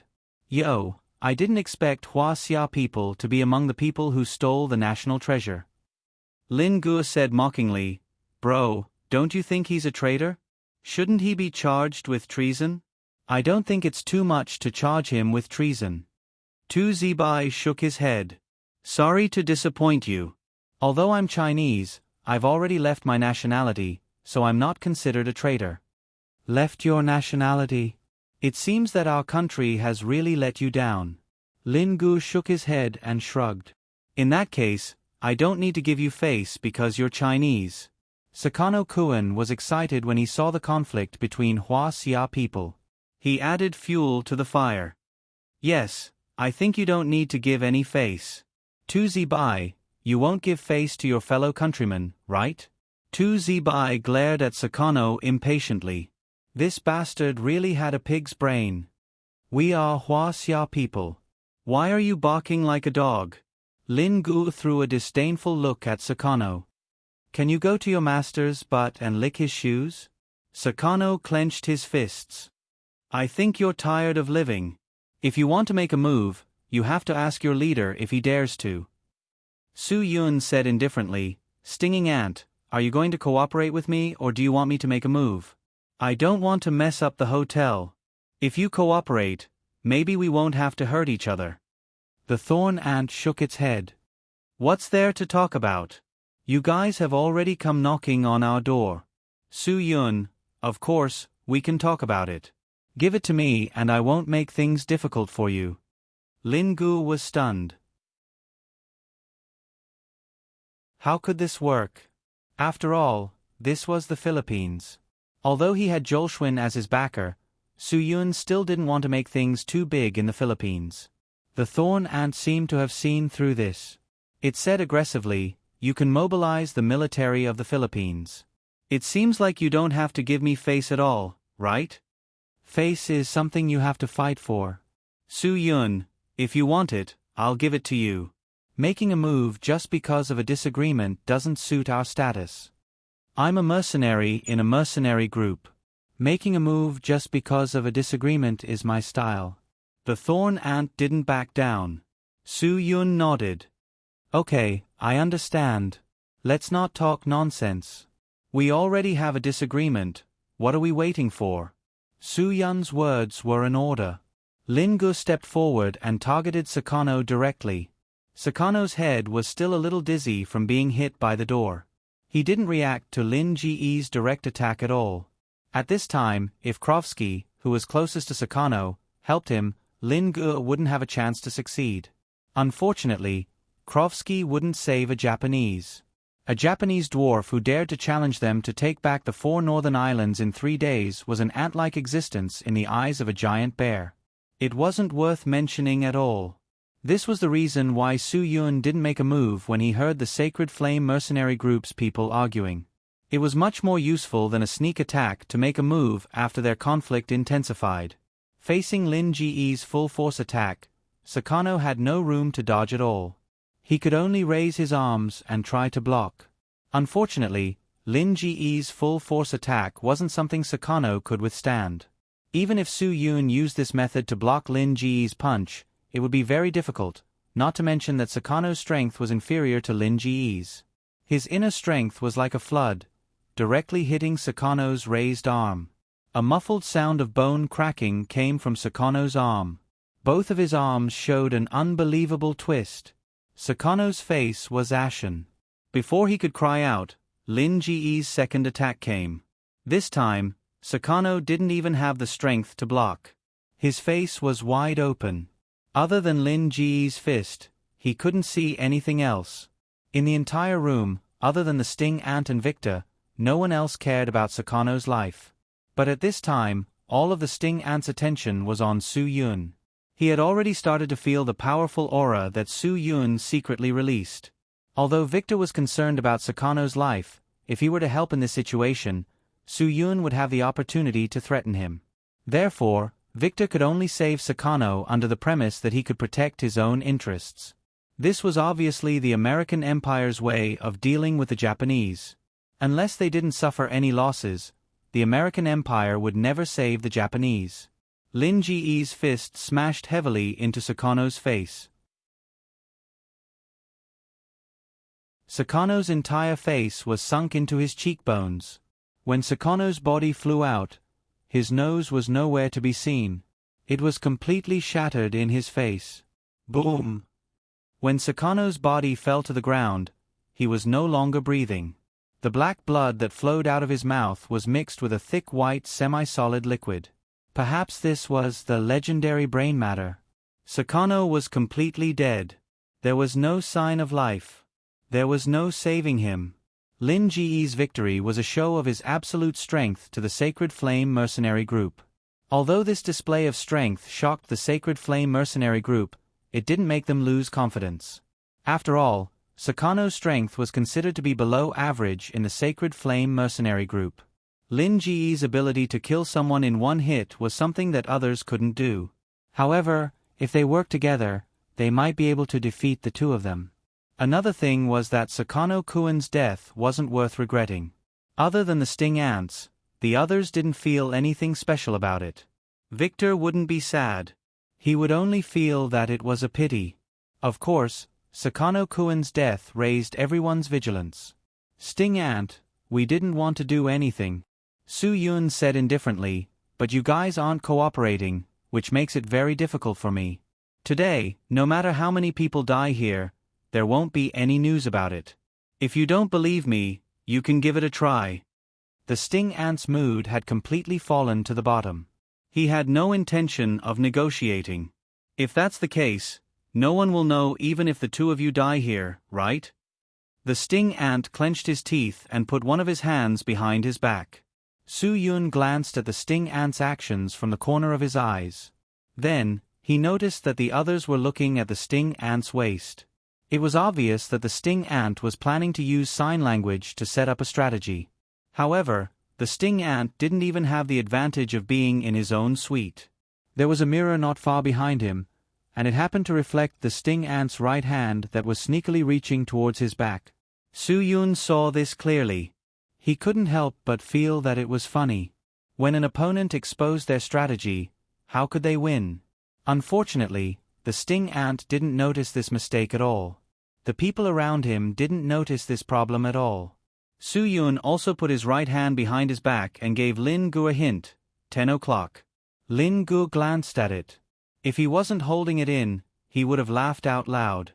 Sigh, this grandson is so unlucky.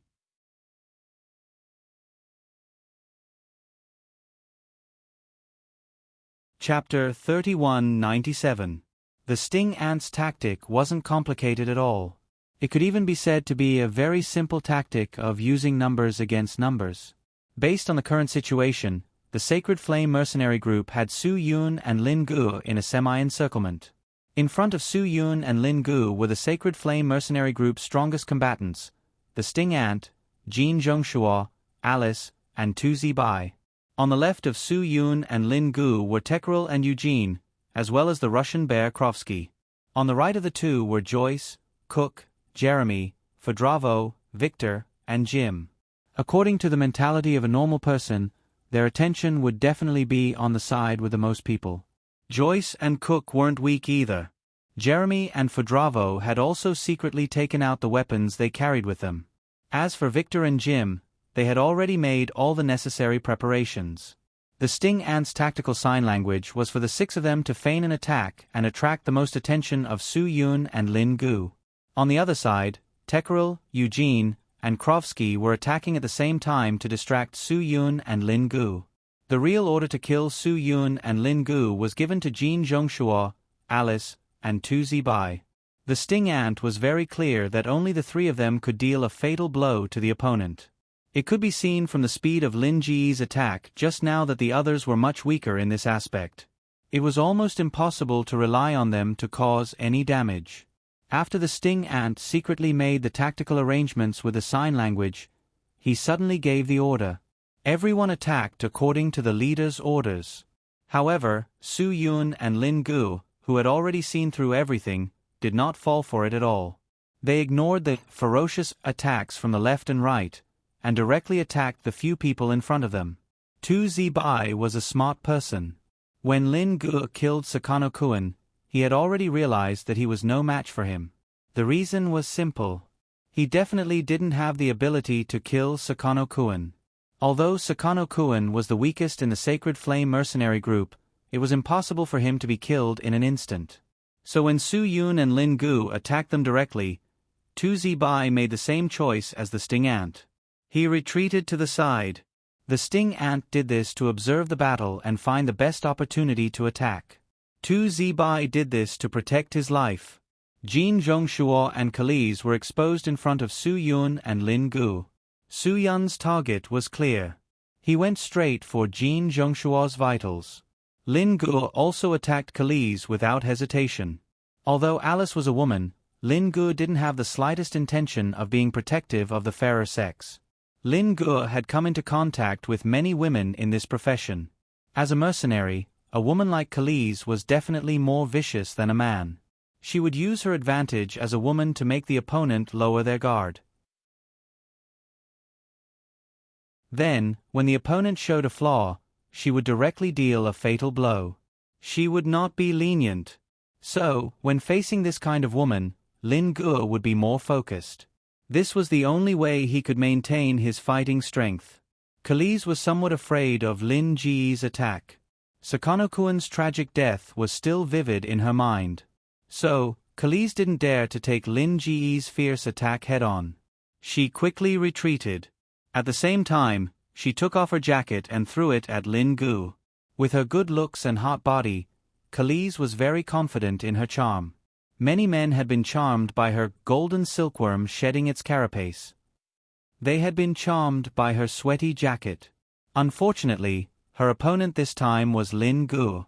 Lin Gu didn't have any other thoughts. In his eyes, Khalees was the second target to be killed. He couldn't let his guard down. Lin Gu swung his fist and used the wind from his palm to blow away the clothes Khalees threw at him. In front of him was Khalees' hot body and extremely small underwear. Lin Gu was very clear that these were Khalees' powerful weapons against men. Looking at her cleavage for a moment longer could cost him his life. So, Lin Gu didn't even look straight at her. His attacks were still fierce. Khalees realized that her beauty trap wasn't working. She didn't dare to be negligent. She pulled out the chain staff at her waist. The chain staff wasn't something commonly seen. Lin Gu couldn't help but be surprised. Of course, the chain staff in Kali's hand wasn't the traditional chain staff.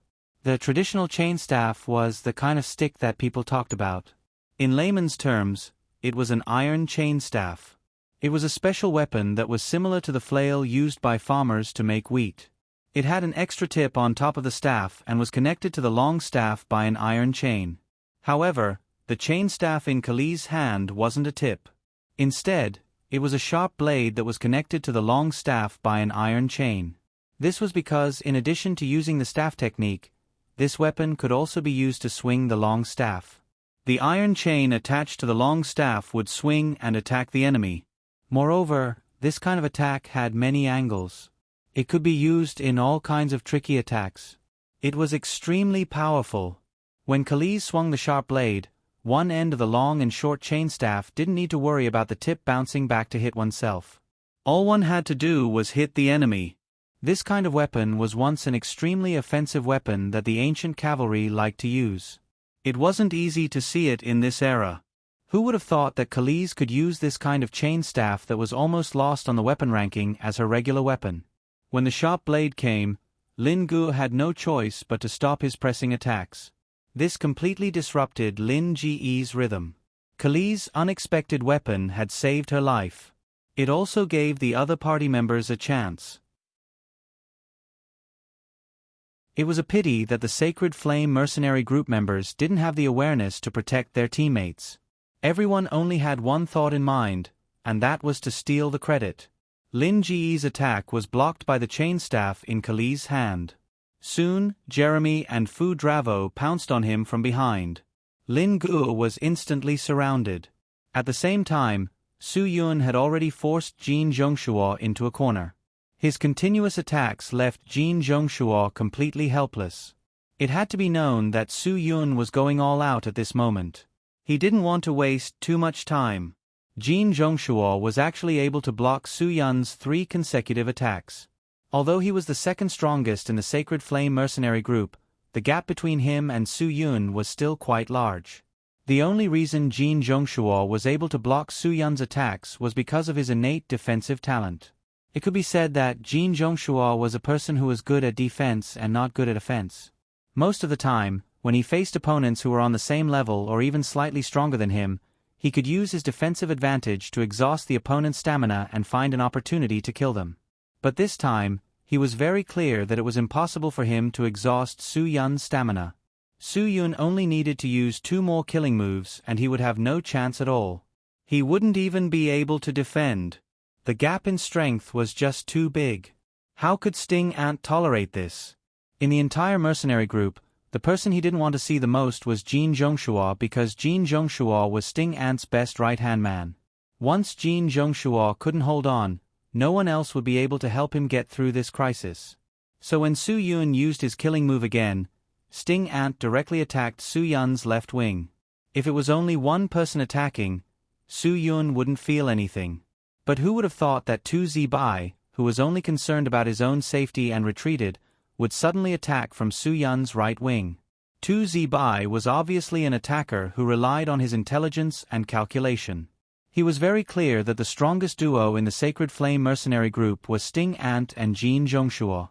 At this moment, both of their attacks were focused on Su Yun. This meant that this was his best opportunity.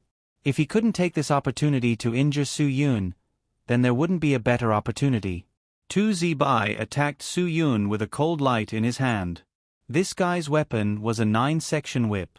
Probably not many foreigners could use this kind of weapon.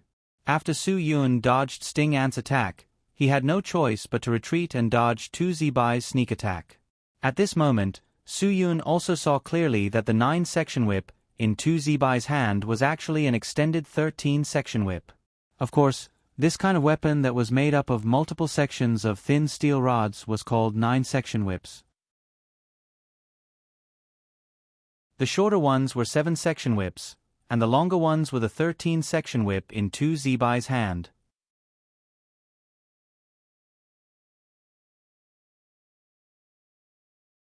Chapter 3198.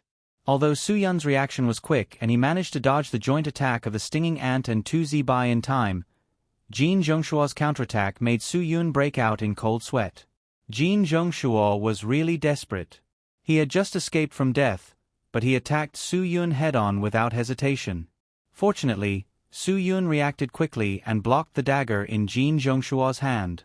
Jin Zhongshuo's dagger stabbed into Su Yun's chest with just a hair's breadth away. Once again, 2Z-Bai took advantage of the situation. The 9-section whip in his hand was nimble and flexible, and he swung it at Su Yun again. Although this kind of weapon that looked like an iron chain when it was unfolded was not eye-catching, its attack power was not to be underestimated. An expert who knew how to use the 9-section whip would be able to sweep away everything in its path. When it was swung, its power would be huge, just like an iron rod sweeping towards the enemy. Even in close combat, the 9-section whip was not at a disadvantage. It could be folded to whip the opponent, and it could even entangle the opponent's weapon and body like a rope. Therefore, Su Yun did not dare to underestimate the 9-section whip in 2Z-Bai's hand. What Su Yun noticed was that the handle of the 9-section whip in 2Z-Bai's hand was equipped with a stinger. It could be used as a dagger in close combat. Therefore, no matter if it was close combat or long-range combat, Su Yun had to be on guard. The stinging ant was also a smart character in battle. When Jin Zhongshuo and 2Z-Bai's double attack did not hurt Su Yun, it attacked Su Yun's back without hesitation. Su Yun exerted strength in his legs and bounced up, almost getting ambushed by the stinging ant. "Do it!" The stinging ant suddenly roared at 2Z-Bai. The 9-section whip that 2Z-Bai had just retracted suddenly attacked again. This was the classic killing move of the 9-section whip. It was called Whip Shake. 2Z-Bai flicked his whip and threw the dart head directly at Su Yun's body that had just risen into the air. The whip head flew out with a sharp sound. It could be seen that 2Z-Bai had used all his strength to strike Su Yun's body. Although there were many people who used the 9-section whip, this move wasn't easy to practice. Seeing 2Z-Bai use it, one would know how terrifying this move was. Since Su Yun had just risen into the air, it was very difficult for a human body to change its movements in the air. Therefore, the sting ant placed all of its bets on 2Z-Bai. It believed that with 2Z-Bai's control of the 9-section whip, he could directly kill Su Yun with a shake of the whip. After all, the three of them had joined forces to attack many times. Every time, they didn't give Su Yun a chance to catch his breath. Seeing that the dart head of the 9-section whip in 2Z-Bai's hand was about to pierce through Su Yun's body, Su Yun, who was still in mid-air, made a move without anyone noticing. He directly grabbed the whip that was as fast as lightning in his hand. When Su Yun's body landed on the ground, he exerted force in his hand. A powerful inner force directly passed through the 9-section whip and hit 2Z-Bai. 2Z-Bai didn't have any defense at this moment. With a boom, he was knocked to the ground by Su Yun's move. The stinging ant and Jin Zhongshuo were shocked. They didn't expect Su Yun's strength to be so strong. Actually, Su Yun also didn't expect the three of them from the Sacred Flame mercenary group to be able to cooperate so smoothly. If he was the slightest bit careless, he could have failed miserably. When 2Z-Bai's body was sent flying, Krovsky and Eugene suddenly pounced from behind Su Yun. The two of them knew that their leader's tactic had been seen through. Now, they could only rely on themselves to find an opportunity. Who knows, maybe a sudden attack at this time could have a miraculous effect. But how could Su Yun be so easily ambushed? Su Yun, who had been paying attention to his surroundings, turned around and kicked. Eugene, who had just rushed behind Su Yun, was sent flying by this move. The bear monster Krovsky took the opportunity and locked Su Yun in his arms with a bear hug. With a loud roar, his aura was like a rainbow. He had the aura of wanting to squeeze Su Yun to death. Unfortunately, his strength was not as explosive as Su Yun's. Just when he locked Su Yun for less than half a second, Su Yun suddenly expanded his chest and directly sent Krovsky flying. Krovsky didn't expect Su Yun to have such strength. One must know that Su Yun, who was locked up by him, was at least 3 or 4 sizes smaller than him. If Su Yun wore XL clothes, Krovsky would have to wear 5XL clothes at least. But even so, Su Yun, who seemed to be far weaker than Krovsky in terms of strength, used only a blink of an eye to break Krovsky's lock. Krovsky didn't even have time to be shocked before he felt a tearing pain in his ribs. Su Yun took the opportunity to elbow Krovsky. His strength directly penetrated Krovsky's thick abdominal muscles and cracked his ribs. Ouch! Krovsky let out a brown bear-like roar, but Su Yun didn't care about his unbearable pain at this moment. He directly carried Krovsky and threw Krovsky's body, which was more than 300 pounds, over his shoulder. Stinging Ant and 2Z immediately dodged. No one would think of using the method of catching to save their comrade. Throwing out more than 300 pounds with such strength, the person who went to catch it would definitely have his arm broken. Although Jin Zhongshua didn't dodge, he didn't go to catch it either. He judged that Krovsky's landing point would be before him, so he didn't need to waste his strength to dodge. With a boom, Krovsky's body was heavily thrown to the ground. His broken ribs had pierced through an unknown organ in his body. Krovsky spurted out a mouthful of blood, which splashed all over Jin Zhongshua's body. Jin Zhongshua was scared out of his wits. You guys. Krovsky was really filled with hatred at this moment. He hated his brothers in the team for not helping him at his most dangerous moment. They were all worried that he would be injured, but they let him be thrown to the ground by his opponent until his bones were broken and his organs were pierced. Stinging Ant couldn't care less about Krovsky, who had already lost his ability to fight. Taking advantage of Su Yun's unsteady body after he exerted his strength, he suddenly took out the Smith & Wesson bear claw that was hidden on the outside of his military boots. Stinging Ant put his index finger into the round hole, his thumb pressed against the top, and 3 fingers grasped the handle. He directly attacked Su Yun's face again. Those who had seen the Smith & Wesson bear claw before would think that it was very small at first. But Su Yun was very clear that this small toy that was only a dozen centimeters long was extremely sharp. This small toy was a full-toothed blade in the shape of a bear claw. Its lethality was extremely high, and it could even prevent wounds from healing completely. Moreover, this Smith & Wesson bear claw, small and sharp blade seemed to produce a biting force when it came into contact with a human body. It was definitely a ruthless character that could kill and see blood. Su Yun didn't dare to underestimate the Smith & Wesson bear claw in Stinging Ant's hands. He immediately made preparations to dodge.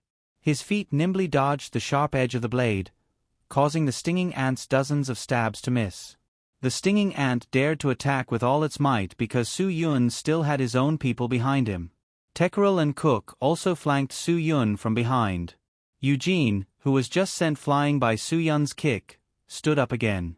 At this moment, Su Yun was being attacked from both front and back, so he wouldn't easily make a move. The Stinging Ant saw this point and launched a fierce attack. He was a person who wouldn't let go of any excellent opportunity. This was also the Sacred Flame mercenary group's way of survival, the Stinging Ant's way of survival.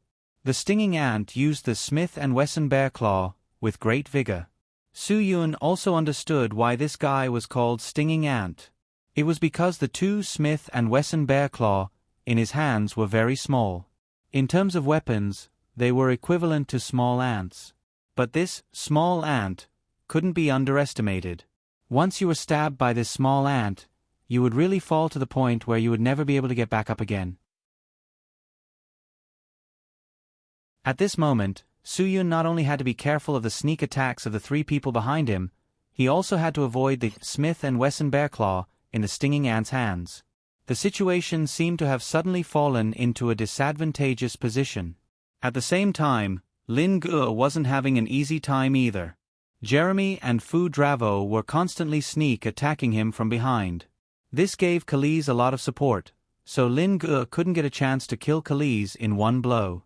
Khalees' attacks were very sharp, especially the chain staff in her hands. It almost caused Lin Ge to suffer a lot. Moreover, at this moment, Joyce, Victor, and the others were still looking for an opportunity. Whether it was Su Yun or Lin Ge, they would immediately fill in the gaps. This gave Lin Ge a lot of pressure. Compared to Su Yun's side, Lin Ge's side seemed to be having a harder time. This made Lin Ge more or less anxious. He didn't end the battle quickly and missed a good opportunity.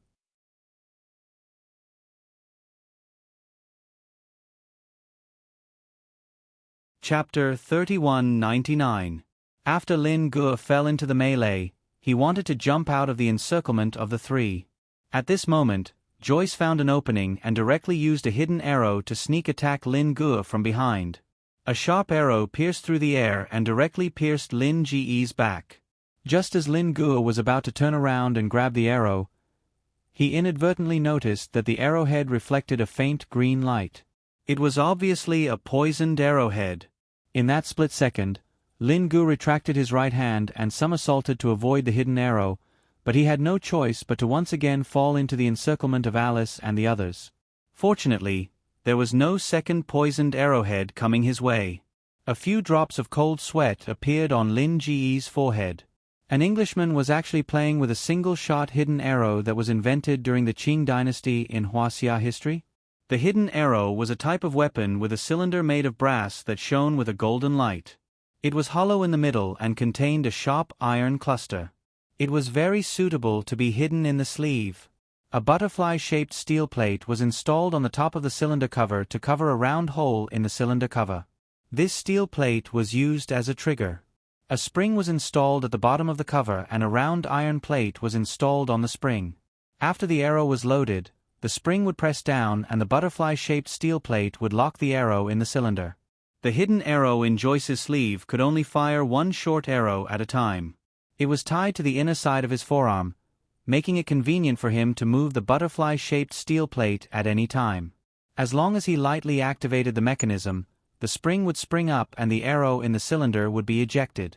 After missing his shot, Joyce quickly took out a new arrow from the small quiver he carried with him and installed it into the hidden arrow. He was waiting for the opportunity to come again. Now that Lin Ge was deeply encircled, Joyce would not easily make a move. After all, the hidden arrow could not be controlled again after it was fired. It was also very likely that it would hurt his own people. But Lin Ge was really speechless. In his impression, how could a European use such a weapon? Didn't the Westerners in fantasy novels all like to use English broadswords? Joyce must have some nostalgic reasons for using a sleeve arrow, but the most common equipment used by the European army in the Middle Ages was the broadsword. It had nothing to do with a sleeve arrow. This 3-foot-long broadsword could be wielded with one hand and had 2 blades. If the first strike missed, the user could counterattack without having to turn his wrist. How useful! Furthermore, the broad-bladed sword was quite cool. The cross-shaped handle was made of brass, and there was a ball at the end of the hilt. It was directly injected with lead to maintain the balance of the wrist when chopping. It was not only useful, but also looked good. But this Joyce actually used such a despicable weapon like Huaxia's ancient Qing dynasty's sleeve arrow. But then again, this nearly 1-meter-long broadsword was really inconvenient to carry around. Lin Ge laughed at his own doubts. But even if it was inconvenient to carry a broadsword, the Westerners had a Roman dagger that was about 30 centimeters long. Wouldn't that be much more convenient? Those who had watched Gladiator must have seen the bronze dagger. The people of that time fought honestly. When facing the enemy at close range, they would use a large shield to protect their whole body. They would also line up in a tight formation, and there was not much room for maneuver. So they would use this dagger to stab the enemy's heart in order to kill them in one strike. It was not like the West did not have cold weapons. The Sacred Flame mercenary group was actually using cold weapons invented by the East. Of course, if Joyce's sleeve arrow was compared to Alice's staff, it was actually not that weird. Alice's was the real weirdo. These fellows were really unexpected. They were all weirdos. Even Victor took out his own weapon. It was actually a 3-section staff. This guy must have grown up watching Huaxia movies. The Shaolin Temple probably had a very deep influence on him. Shaolin Kung Fu was famous all over the world. Victor's weapon was actually the Shaolin 3-section staff. The staff was divided into 3 sections, long and short. It was also good for defense. As long as his hands could change infinitely, he could dazzle the enemy and win in the chaos. The Shaolin 3-section staff was about keeping one's mind calm. It was the Zen that was not affected by the outside world. In the chaos, one's mind was guarded. Obviously, it was not suitable for people like Victor. Who knows how this group of weirdos practiced the crooked way? After Su Yun saw these guys' weapons, he slowly realized the Sacred Flame mercenary group's way of survival. They did not play the normal way. What was a normal mercenary group like? What kind of weapons did they use? There was no need to say more. The Sacred Flame mercenary group was completely different from other mercenary groups. When they lost their hot weapons, the cold weapons in their hands were absolutely amazing in the mercenary world. Everyone had their own characteristics. This made the majority of mercenaries who only knew how to use daggers have no idea how to deal with their weird weapons. This also allowed the Sacred Flame mercenary group to survive in many big and small battles. Their victory was in the word weird. In comparison, the dagger in Jin Zhongshuo's hand seemed to have no special characteristics. But at this moment, Jin Zhongshuo, who had the least special weapon, made his move again. The dagger in his hand tore through the air and directly pierced towards Su Yun. Su Yun was surrounded by enemies. He did not dare to be careless and dodge. Facing Jin Zhongshuo's sudden attack, he could still deal with it. When the dagger almost pierced Su Yun's face, Su Yun suddenly made his move. His two fingers were like steel and tightly clamped Jin Zhongshuo's dagger. But at this moment, Jin Zhongshuo's hand suddenly loosened. Just when Su Yun mistakenly thought that Jin Zhongshuo was going to abandon the dagger, Jin Zhongshuo actually pulled out an even smaller and sharper dagger from the hilt of the dagger. Without hesitation, he stabbed it towards Su Yun's chest. Su Yun was shocked. He did not expect that the most inconspicuous dagger was actually the most insidious weapon. Fortunately, Su Yun reacted quickly. Before Jin Zhongshuo could make his move, he kicked out and directly hit Jin Zhongshuo's lower abdomen. Jin Zhongshuo flew out and fell heavily to the ground. The dagger in his hand also fell to the ground with a clang. Eugene suddenly flipped his hands back and two wolf claws appeared on the back of his hands. He pounced towards Su Yun's back. Two wolf claws, which had extremely strong penetrating power, looked quite terrifying. Many people played the King of Fighters when they were young, and the weapon used by Kai Baoqi was the two wolf claws. Those who had not played the King of Fighters would have seen Wolverine, right? Wolverine had 3 steel claws, which were very long. 2 wolf claws were not that long. Shorter claws were easier to control and safer for the user. Eugene's surprise attack was very sudden. The moment Su Yun repelled Jin Zhongshuo, he pounced behind Su Yun. Su Yun dodged to the side. He realized that he could not continue playing like this. The opponent had many people and many weapons. It was easy for changes to occur. The longer this went on, the more disadvantageous it would be for them. The moment Su Yun dodged Eugene's sneak attack, he suddenly grabbed the back of Eugene's collar. Under the force of inertia, the clothes wrapped around Eugene's neck and bounced him back. Su Yun raised his knee and directly hit Eugene's back waist. His right palm slammed into the back of Eugene's head. His left hand suddenly held Eugene's elbow. Just as Eugene raised his elbows and aimed his 2 wolf claws at his face, Su Yun viciously slapped his head off. The 2 steel claws of the 2 wolf claws, which had extremely strong penetrating power, directly penetrated Eugene's eyes and the back of his head. With a muffled sound, Eugene lay on the ground and no longer made any sound. Eugene, who was originally not Su Yun's opponent, dared to launch a sneak attack after being seriously injured by Su Yun. This kind of behavior was no different from seeking death. Immediately after, Su Yun did not hesitate to kick the head of the seriously injured Krovsky who was lying on the ground. The bear's body directly slid several meters away. It was kicked to death by Su Yun. Su Yun's behavior clearly told the other party that he did not want to waste any more time. Lin Gu saw that Su Yun had killed 2 enemies and he was not willing to fall behind. Suddenly, he rushed out of the encirclement and targeted Joyce. Joyce, who had been lying in ambush at the furthest distance waiting for an opportunity to launch a sneak attack, naturally did not expect Lin Gu to break through the encirclement so easily.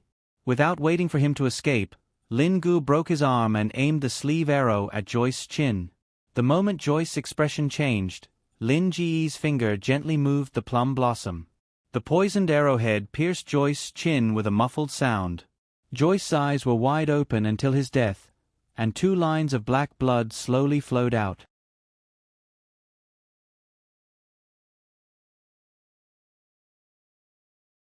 Chapter 3200. After losing 3 people in a row, the Sacred Flame mercenary group was completely shocked. Especially the Sting Ant, he had completely lost his cool.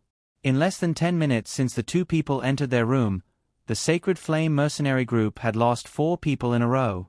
To mercenaries like them, death was nothing to be afraid of. Every one of them lived a life of blood on the edge of a blade. They relied on risking their lives to make a living. No one knew whether or not they would die in the hands of a certain person the next day. This was not something worth making a fuss about. However, to the Sting Ant, the deaths of his 4 members were too unjust. It was too unjust. This was because the 2 people who had killed them had not suffered any injuries from the beginning to the end. Now that the Sacred Flame mercenary group had lost 4 people, the other 2 were unharmed?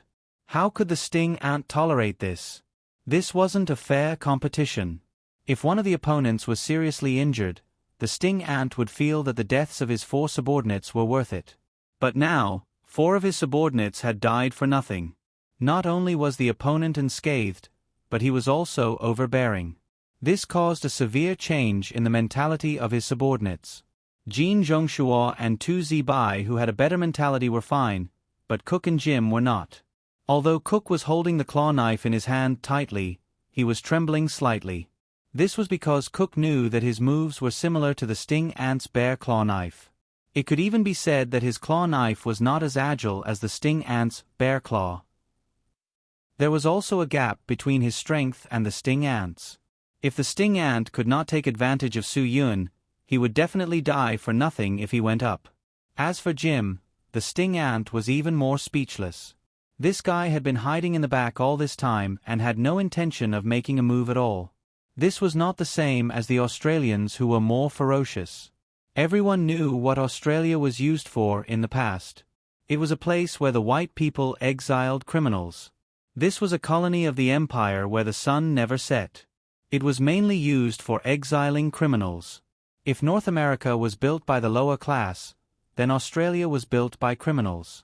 Some Australians wanted to clear their names, saying that their country was definitely not a country built by criminals. They said that they were an excellent race, people with self-respect, and that it was their civilized system that created such a developed country. That was bullsh*t. How did so many of Australia's indigenous people get slaughtered? The blood debt of exterminating an entire race was too terrifying. White Australians always put on a hypocritical look. When their ancestors massacred and exterminated the local Aborigines, why weren't these murderous white people struck by lightning? Many people did not pay attention to it. In fact, the Australians liked to be cheap. Just like this time in Southeast Asia, they also liked to join in behind the Americans and Japanese. They liked to use their sanctimonious appearance to cover up their bloodthirstiness and cruelty. The racial discrimination on this continent was also quite serious. The Aborigines of Australia were black people. This was known to the whole world. But why were the Australians so white? It was very simple. These white people were criminals who were exiled when Australia was colonized. Because Australia was a place of exile, the immigrants were mainly criminals. Therefore, the indigenous black people in Australia were mostly criminals. The relationship between black people and white people was mainly the relationship between black tribesmen and criminals. As the number of white people increased, the relationship between black people and white people gradually evolved into the relationship between black people and white people, and there was a racial relationship. This relationship worsened with the increase of white people, the development of the social economy, and the expansion of the colonial area.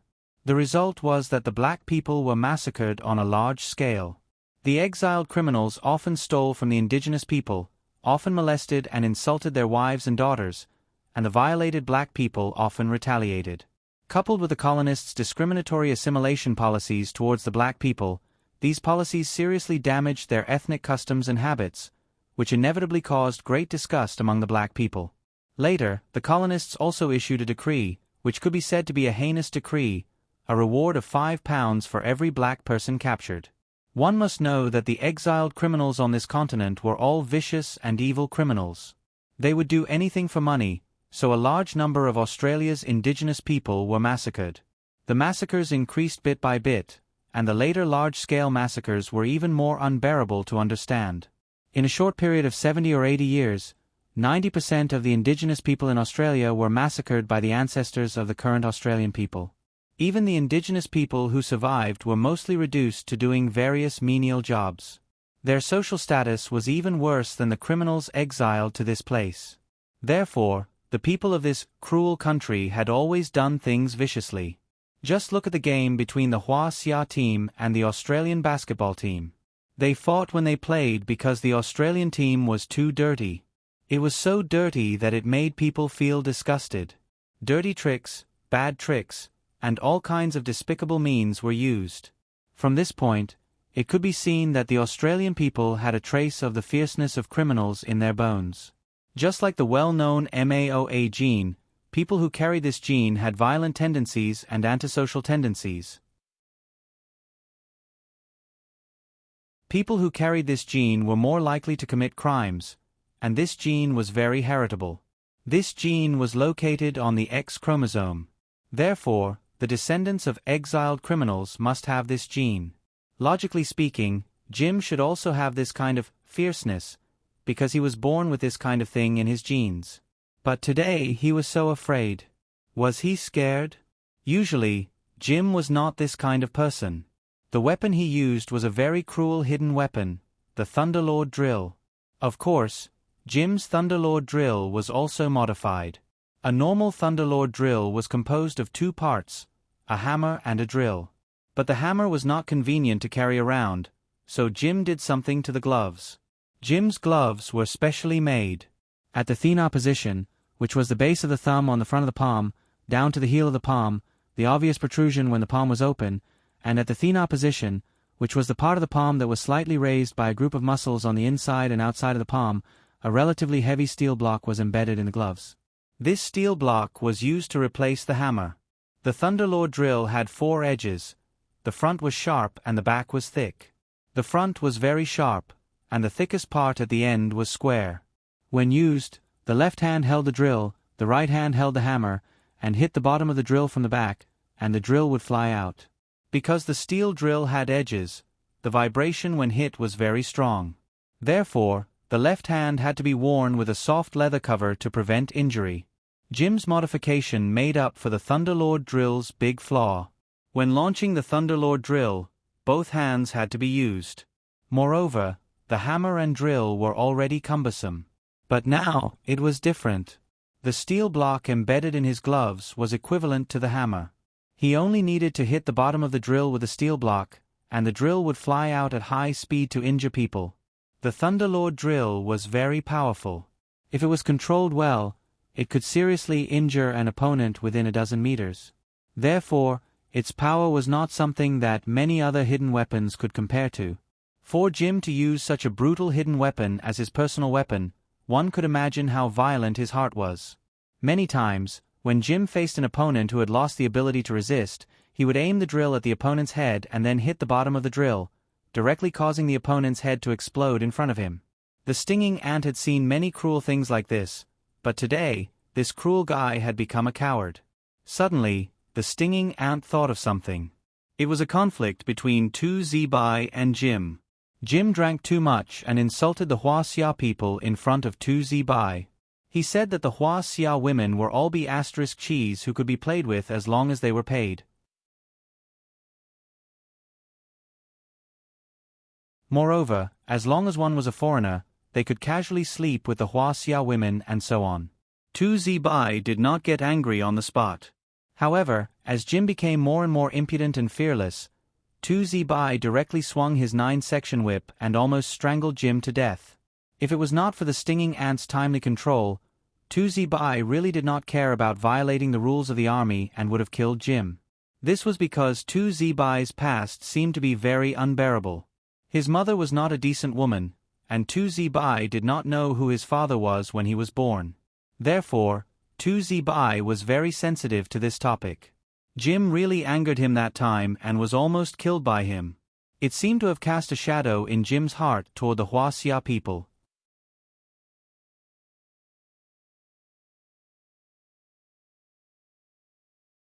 Chapter 32:01. Jim, have you forgotten the rules of the Sacred Flame Mercenary Group? The stinging ant scolded. Those who retreat will die. Jim couldn't help but feel a chill run down his spine. This time, it was really different. This time, he was afraid of death. Being afraid of death was a ridiculous thing for a mercenary. If Jim was such a coward, the stinging ant wouldn't have chosen him to join the mercenary group. But this time, it was different because of the beast heads. Before they came to the Philippines, the stinging ant had said that these 2 beast heads could be sold for at least a few billion USD. There were many rich people in Huaxia. There were also many rich people who were willing to make a name for themselves. Spending a few billion USD to buy the beast heads and hand them over to the country would make a name for themselves. There were many rich people who were willing to do such a profitable business. Therefore, they didn't have to worry about selling these 2 beast heads. Moreover, rich people were smart people. If they could buy both beast heads with a few billion USD and hand over one of them to create hype, they could sell the second one through other means. Perhaps the second one could be sold for the same price as the 2 beast heads. They wouldn't even need to spend money to become famous. Such an easy thing to sell meant that a few billion USD would be in their pockets. The Sacred Flame Mercenary Group had always been particular about splitting profits. He could almost earn 100 million USD in one go. He would become a billionaire in one go. This was something he couldn't earn even if he was a mercenary for 100 years. What kind of concept was this? Jim had been a mercenary for so many years. In a year, he only earned a few $100,000 USD in commission. He was the oldest person in the Sacred Flame Mercenary Group. He was already 37 years old. 37 years old. How much longer could he be a mercenary? 8 years. 10 years. At his age, it would be good if he could last another 10 years. He could only earn 10 million USD in 10 years. He still had to live with his life on the line. He had a daughter who was already 10 years old. Originally, Jim wanted to stop after this mission. He believed that with his contributions and hard work over the years, the leader wouldn't make things difficult for him if he wanted to quit. Because of this thought, Jim became afraid of death. He didn't want to fail on his last mission. If he failed this time, it would mean that everything he had imagined before would become a bubble. He would lose everything. Never. Suddenly, Jim raised the Thunderlord's drill in his hand and shot it at the sting ant. How could the sting ant have expected Jim to suddenly do such a crazy thing? It was completely unconscious. At this moment, Jin Zhongshuo pushed the ant away. The drill that Jim used to attack the sting ant directly pierced through Jin Zhongshuo's left arm, causing blood to gush out. Jim turned around and ran out of the room. Although Su Yun and Lin Ge didn't want to let anyone go, the people in the room were more important. The two of them couldn't split their attention to chase after them. After all, Su Yun and Lin Ge's target was the 2 suitcases on the bedside table behind Tu Zibai. Don't let him escape. The spiky ant roared and hurried forward to check the extent of Jin Zhongshuo's injury. It could be seen that Jin Zhongshuo's injury was very serious. At least his arm was crippled. It was all because the Thunderlord drill was too powerful. The drill bit that was still in Jin Zhongshuo's arm was not easy to remove. The people of the Sacred Flame Mercenary Group had seen everything. When Jin Zhongshuo was shot, they could remove the bullet without anesthesia. However, the Thunderlord drill bit was different. It was threaded. If it was removed, it would only tear off a few pieces of flesh. It might even break the bones and tendons. In such a situation, there was no way to save someone without medical equipment. Jim escaped. Victor was the first to want to chase after him. Jeremy and Fu Dravo also stopped attacking Lin Gu and wanted to capture him. However, How could Su Yun and Lin Gu let them leave? Each of them used the excuse of chasing a traitor as an excuse to escape? That was definitely not allowed. Jim sneaked an attack on the sting ant. This guy escaped completely for his own life. The other people who wanted to chase after him didn't have such a simple idea. If they went out to get a few useless Filipino soldiers and steal some advanced automatic weapons, it would make things even more troublesome for Su Yun and Lin Gu. Therefore, Su Yun and Lin Gu definitely wouldn't allow the people in the room to walk out. Lin Gu took a step forward and blocked Jeremy and Fedravo's path. He then attacked the two of them, forcing them to retreat quickly. At this moment, Victor, who had already rushed to the door, couldn't escape from Su Yun's control. Su Yun was one step faster than him and closed the door. Victor almost crashed into Su Yun's arms. Su Yun's foot had already kicked out the moment Victor's head crashed into him. When the two collided, Victor's entire face was deformed. Victor staggered back a few steps. When he raised his head again, his nose was bruised and his face was swollen. Two streams of hot blood hung on both sides of his face. It was as if he had participated in some kind of metamorphosis. "Don't worry about the people who are going out," Su Yun said calmly. "Think about yourselves first." The sting ant seemed to be a little agitated. "This is our business. It's not up to an outsider like you to talk. That depends on whether you have the ability to walk out and clean up the mess." Lin Gu spat. "Unless I die here, no one can walk out of this room standing." The sting ant's mouth twitched and he ordered his brothers. "We definitely can't let Jim escape alive. You all know what I mean." "Yes." The people of the Sacred Flame mercenary group suddenly seemed to have been injected with chicken blood. He was just a deserter. Was there a need to go so far? Lin Gu was a little confused. Deserters are shameful, but there's no need to make such a big fuss, right? Your Sacred Flame mercenary group really doesn't have any compassion after falling out. Su Yun was also a little surprised. At this critical moment, they should be most worried about the beast leader. How could they still divert their attention to clean up the mess? Wasn't he being a little too careless? There are thousands of soldiers from the Philippines outside. Sting Ant, your people can escape from this room, but they might not be able to escape from this hotel. Su Yun, sometimes, you don't have to do things like cleaning up the mess yourself. The Sting Ant sneered. How can these trash from the Philippines stop my Sacred Flame mercenary group? Then you can only blame yourself for being unlucky. Su Yun smiled. I'm not in the mood to care about your standards now. I don't lose anything if he escapes, right? The Sting Ant gritted his teeth. He really wanted to tell Su Yun that this loss was definitely not his own. They all had losses. And it was an irreparable loss. Kill. The Sting Ant issued an order. Other than Jin Zhongshua, who was seriously injured and had lost his ability to fight, everyone else swarmed forward and launched a crazy counterattack against Su Yun and Lin Gu. All kinds of weapons attacked the two of them without any pattern. For a moment, the two of them were really flustered. Lin Gu didn't expect that these guys would suddenly act like they had been injected with chicken blood. Su Yun thought about a question as he fought back. Why did Jim escape? Why did Jim's escape cause such a huge impact on the Sacred Flame mercenary group? Could it be that this guy ran away with the money? If it wasn't for the benefits, why would these guys suddenly unite? Why did they launch such a strong attack against him and Lin Gu? There must be a connection. Su Yun suddenly felt that something was wrong.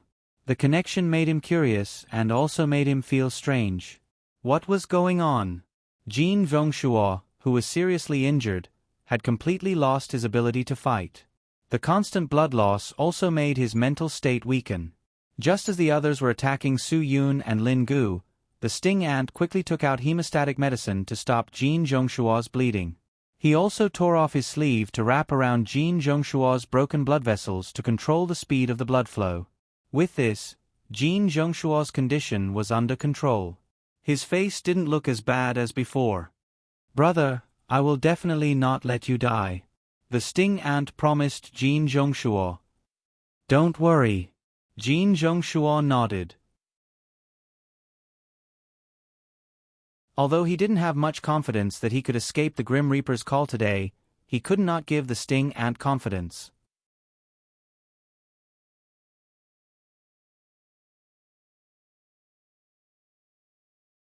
Chapter 3202.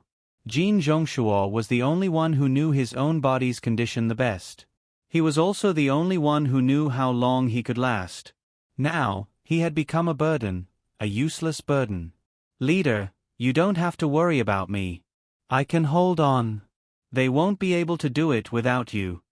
At this time, Su Yun had already used his full strength. Tu Zibai's 9-section whip had already been taken away by Su Yun. When Victor revealed his weakness, Su Yun did not hesitate at all. He grabbed the opportunity and wrapped the 9-section whip around Victor's neck. Victor didn't even have the chance to beg for mercy before his neck was broken by Su Yun. Although Su Yun didn't take his life, Victor, who was thrown to the ground like a dead dog, was completely paralyzed. The broken vertebrae pressed down on Victor's spinal cord and tail. His body movements and reflexes had completely disappeared. Even his bladder and perianal sphincter had completely lost their function. Victor, who was thrown to the ground by Su Yun, immediately lost control of his bladder. However, at this time, no one noticed him at all. No one cared about him at all. Everyone cared more about how to save their own lives than the lives of others. Especially Victor, who was an American, was not welcomed in the first place. How could someone who was not welcomed in the first place plead for help from others? Carol even kicked Victor's body out of the way, fearing that Victor's body might be stepped on and injure his own people's legs. Wasn't this also a manifestation of Iraq's invisible hatred towards the American Empire? In less than half an hour, the Sacred Flame mercenary group of 14 people had been reduced to 7 people. The sting ants still could not think of a better way to escape. Lin Gu finally seized the opportunity and snatched the strange weapon from Alice's hand. When Jeremy was unprepared, he directly smashed the strange weapon into the back of his head. Under the heavy blow, Jeremy directly fell to the ground, and with a muffled groan, he died. This death was more or less unjust. In such an intense situation, Jeremy was not affected. But now, when the spearhead was not aimed at him, he died. They had lost another person. Having lost her weapon, Alice's combat power was greatly reduced. She quickly retreated to the side of the sting ant. We are no match for them. We have to think of a way to retreat, Commander. Tu Zibai's weapon was also gone. 2 of the 3 generals around the sting ant had lost their weapons, while the last one was lying on the ground heavily injured. He could only watch as Su Yun broke Cook's wrist and stabbed the claw knife deep into Cook's shoulders. Cook screamed and knelt on the ground. Su Yun's knee slammed into Cook's chin. A mouthful of pus and blood spurted out from Cook's mouth. Cook was sent flying, no longer breathing. Even Tay Carrier was unable to escape Lin Ge's grasp. Both of his arms were dismembered by Lin Gu. With both arms dislocated, Carol completely lost his balance. When he fell down, Lin Gu immediately used his staff to cushion Carol's throat. Chi! The sound of skin being torn apart was frightening to hear. Carol was completely dead. The sting ant's mind buzzed and went blank. Other than the 3 powerful generals, the rest of them were all dead. You guys run. Jin Zhongshuo once again forced himself to rush towards Su Yun and Lin Gu, trying to use the last of his strength to help them escape. Unfortunately, Su Yun and Lin Gu did not show any mercy when facing their enemies. Lin Ji's kick sent Jin Zhongshuo flying. Jin Zhongshuo, who was heavily injured and could not control his own body, crashed through the hotel's glass window and fell down from the building. Tu Zibai wanted to rush forward to save him, but he was caught by Su Yun. His joints were locked so that Tu Zibai could not move at all. You, a Huaxia citizen, actually helped outsiders steal Huaxia's national treasure. Don't you feel ashamed?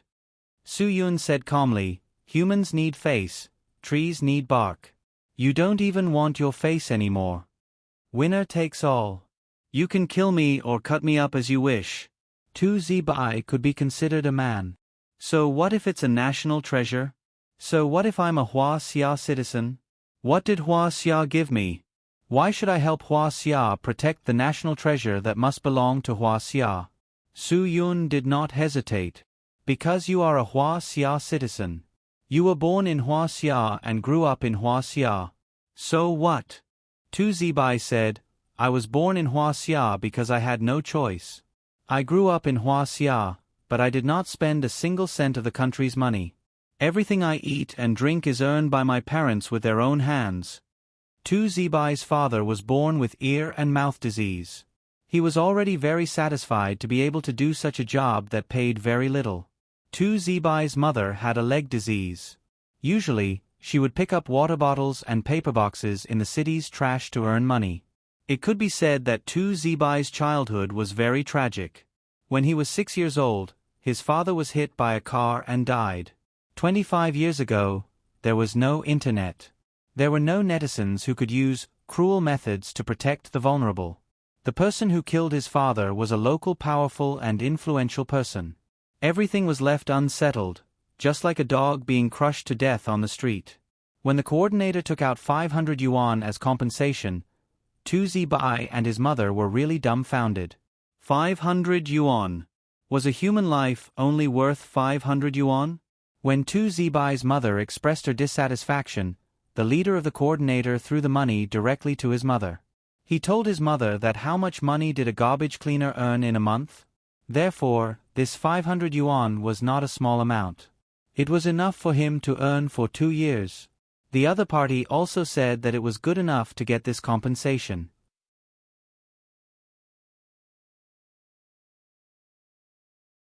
He even asked them to shut up and stop talking. Otherwise, they would not be able to get this little money. In the end, Tu Zibai's mother was not satisfied. She knelt in front of the powerful person's house and wanted an explanation. After all, the pillar of the family was gone. 500 yuan was not even enough to give Tu Zibai a passable childhood. Therefore, Tu Zibai's mother could not accept it. However, after one night, Tu Zibai's mother was actually bitten to death by a wild dog in front of the person's house. Tu Zibai was only 6 years old at that time. He did not have the ability to distinguish whether these things were true or not. Later, he grew up and slowly understood. He believed that his mother's death must be related to that bastard. Tu Zibai did not get a single cent. When he was 6 years old, he was on the streets. Sometimes, when he was hungry, he would steal and rob. Anyway, he lived like that. He ate garbage and snatched food from many wild dogs. When Tu Zibai was 13 years old and understood many things, he decided to take revenge. Then, without any warning, he snuck into the house of that influential person and slaughtered the entire family in one night. From that day onwards, Tu Zibai did not have a childhood. He seemed to have matured overnight. In order to survive, he ran very far away. In order to survive, he did all kinds of bad things. After wandering for 2 years, he met a noble person in his life who brought him into a mercenary group. At the age of 15, Tu Zibai began to live a life of risking his life for a living. Although he was born in Hua Xia and grew up in Hua Xia, he did not even have a Hua Xia identity card. Of course, no one knew that Tu Zibai was the one who committed the tragedy, because no one would believe that a 6-year-old child would suddenly avenge his parents 7 years later. The 15-year-old Tu Zibai mingled in various mercenary groups and took on various war missions. Every time he went through fire and water, he became fearless of death. When he joined the Sacred Flame mercenary group, he also enjoyed the most for many years. He would treat the Sacred Flame mercenary group as his home, and he would not treat his country as his home. I don't know what you have experienced, but I still want to tell you. If it was not for the country, you would not even have the chance to be born. Su Yun said, it is the country that quelled the war and gave any Hua Xia person a stable country. Just based on this, we have to be grateful to our country. You don't need to brainwash me, and I don't need to say anything to you. Tu Zibai said, if you don't kill me, I will find a chance to kill you. Then go to hell and reflect on your actions. After Su Yun finished speaking, he broke Tu Zibai's head with a snap.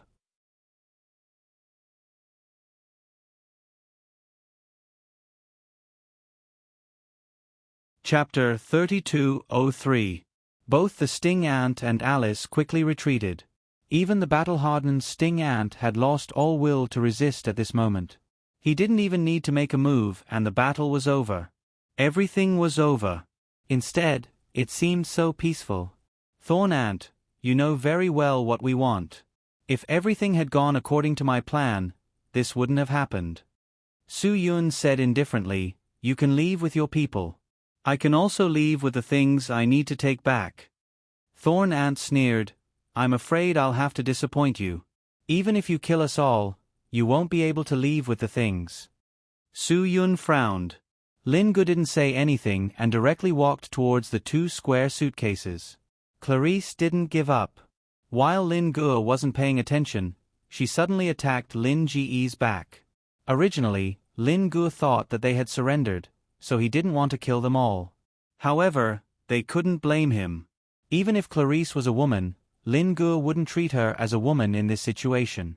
The dagger in Clarice's hand was instantly snatched away by Lin Gu. With a backstab, he directly pierced Clarice's throat. Clarice fell to the ground with a muffled sound. This demoness mercenary whose hands were covered in blood finally received the punishment she deserved. Thorn ant watched as his last subordinate died in front of him. At this moment, he didn't feel the slightest bit of grief.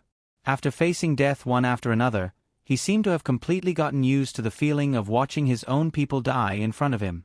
Su Yun's gaze was always on Thorn and really didn't have any thoughts of revenge. He allowed Lin Gu to walk forward and pick up the 2 suitcases. The moment Lin Gu picked up the suitcases, his entire face changed. He slammed the suitcases down and rudely pulled them open. The stupid password lock was useless in front of Lin Gu. Brother, it's empty.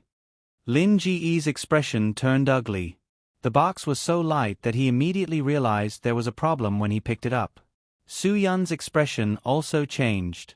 He finally understood why the sting ants had such a huge reaction when Jim from the Sacred Flame mercenary group escaped. A normal person's attention would definitely be on the beast head, yet the sting ant still had the mind to care about a deserter. Obviously, Su Yun should have realized that there was something wrong with these 2 boxes at that time. Damn it! Su Yun cursed in his heart. Being overly anxious had indeed affected his thinking. Otherwise, he would have thought of such a simple problem. Grandson. Lin Gu threw the suitcase away and grabbed the stinging ant's collar. He glared at the stinging ant and said, Where the F***ck did you hide the beast head? Speak. What? You want to kill me? The stinging ant said, Do it, I want to see where you're going to find the beast head after you do it. Lin Gu didn't fall for it. He squeezed the stinging ant's throat and said, I'll find it even if I have to search the entire hotel. The stinging ant snorted and said with difficulty, Then search. The beast head isn't even here. Even if you search the entire Philippines, you won't be able to find it. At this time, Lin Gu had no choice but to let go of his fingers. His expression was extremely ugly. He couldn't tell if the stinging ant was telling the truth or not.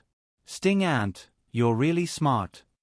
Su Yun believed that the stinging ant wasn't lying, hiding the beast head and using the entire Sacred Flame mercenary group as bait to come to the Philippines. You really thought too much. The stinging ant narrowed its eyes and said, I had no choice but to think more. This was all forced by you Huaxia people. I didn't expect that even though we were so careful, we were still targeted by you. As a mercenary, you should know the rules. Su Yun said, All the mercenary groups in the world should know that you can't mess with Huaxia. You should all have heard of this saying. The stinging ant laughed and looked a little crazy. Yes, I've heard of this saying, those who offend Huaxia will be killed no matter how far away you are. You're too arrogant, really too arrogant. Don't you know that many powerful mercenary groups don't even care about this saying? Su Yun had an indifferent look on his face. I have indeed heard many people say that, but they don't take this sentence seriously. It's good that you know, the stinging ant said. But I'm also very clear that these people who dare to say this, none of them really dare to do anything in Huaxia's territory. Su Yun said again, Everyone knows how to talk, but how many of them can really do it? Lin Gu snorted, yes, don't look at how good they usually are at acting. They're not stupid, they know what they can and can't mess with. The stinging ant's expression changed. Su Yun and Lin Ji's words made it seem like it was an idiot. Others were all talk and no action, but it was stupid enough to mess with them even though it knew this was the case. If that was the case, then the Sacred Flame Mercenary Group's death wasn't unjust at all. Stinging Ant, stop talking nonsense and tell us where the beast head is. Su Yun said, I don't believe that you're a stupid person, so don't be fooled by your own cleverness and do those ridiculous things. The Stinging Ant looked at Su Yun and smiled without saying anything. My brother told you to speak. Lin Gu pointed at the Stinging Ant fiercely. I'm not as easy to talk to as my brother. Remember this, don't think that we can't find the beast head if you die. We can still find it even if you die. The Stinging Ant was the least afraid of threats. Then just kill me. Since you're so confident that you can find it, why are you still talking so much nonsense with me? You really are a cooked duck, all that's left is your stubbornness. Lin Gu was a little speechless. Su Yun said indifferently, Stinging Ant, don't forget that one of your subordinates escaped. Do you think he knows where the beast head is? The Stinging Ant said disapprovingly, only I know where the beast head is. The Sacred Flame Mercenary Group has always been fair. Su Yun, every time you finish a mission, no matter how big or small it is, the rewards will be split equally. So, I don't believe that the others don't know where the beast head is. The others indeed don't know. The Stinging Ant said. Su Yun smiled, if he didn't know, then you wouldn't have been so nervous when he ran away. Because you know very well that if he ran away and all of you died, then everything would be his. The Stinging Ant's face was a little ugly. Su Yun had already seen through everything. He was very clear about the Stinging Ant's current state of mind, so he didn't want to waste any more time. Stinging Ant, how can you be sure that your subordinate really escaped? Su Yun, if he was already caught, do you think he would choose the beast head or his own life? This is the same problem that you're facing. The Stinging Ant fell into silence. Although I don't like you, compared to that coward, I'm willing to give you a chance. Su Yun smiled. It depends on whether you're willing to cooperate with me. The Stinging Ant's heart finally gave in. How to cooperate? Su Yun wanted the Stinging Ant to cooperate, not because he didn't trust Jim, but because Su Yun didn't trust the people from the Philippines. It was unknown whether those people could stop Jim or not. Even if they could, would the Philippines hand him over so easily? Now that Su Yun had something in his hands that could make Yoris Sherwin help him, if Yoris Sherwin also had the person that Su Yun wanted, he would definitely use it to exchange. Yoris Sherwin wasn't a philanthropist. Therefore, Su Yun hoped to reach a consensus with the Stinging Ant as much as possible. That way, he wouldn't have to worry about other troubles. After all, as long as the Stinging Ant cooperated, everything would be in his favor. Moreover, the Stinging Ant was willing to cooperate. This was his only chance. The Stinging Ant also hoped to get a chance to escape. In this place, the Stinging Ant had no chance to escape, so it had to agree to Su Yun's request. Once it left this place, the Stinging Ant would be able to find a new opportunity. Moreover, the Stinging Ant was still worried. It was worried that the bastard Jim would really escape and go to the place where the beast head was hidden before it. If that happened, it would lose both the Stinging Ant and the Stinging Ant. The Sacred Flame Mercenary Group was completely wiped out, so the Stinging Ant had no chance to make a comeback. It had to think of a way to get the money, then buy a small island in Northern Europe and live in seclusion for the rest of its life. Do you still need us to teach you how to cooperate? Of course, you have to lead us to the beast head. Lin Gu helplessly rolled his eyes. At this time, this guy was still pretending to be dumb. You're tuning in to the Narrate and Escape YouTube channel. Don't forget to subscribe and join us on this journey to catch the most captivating stories.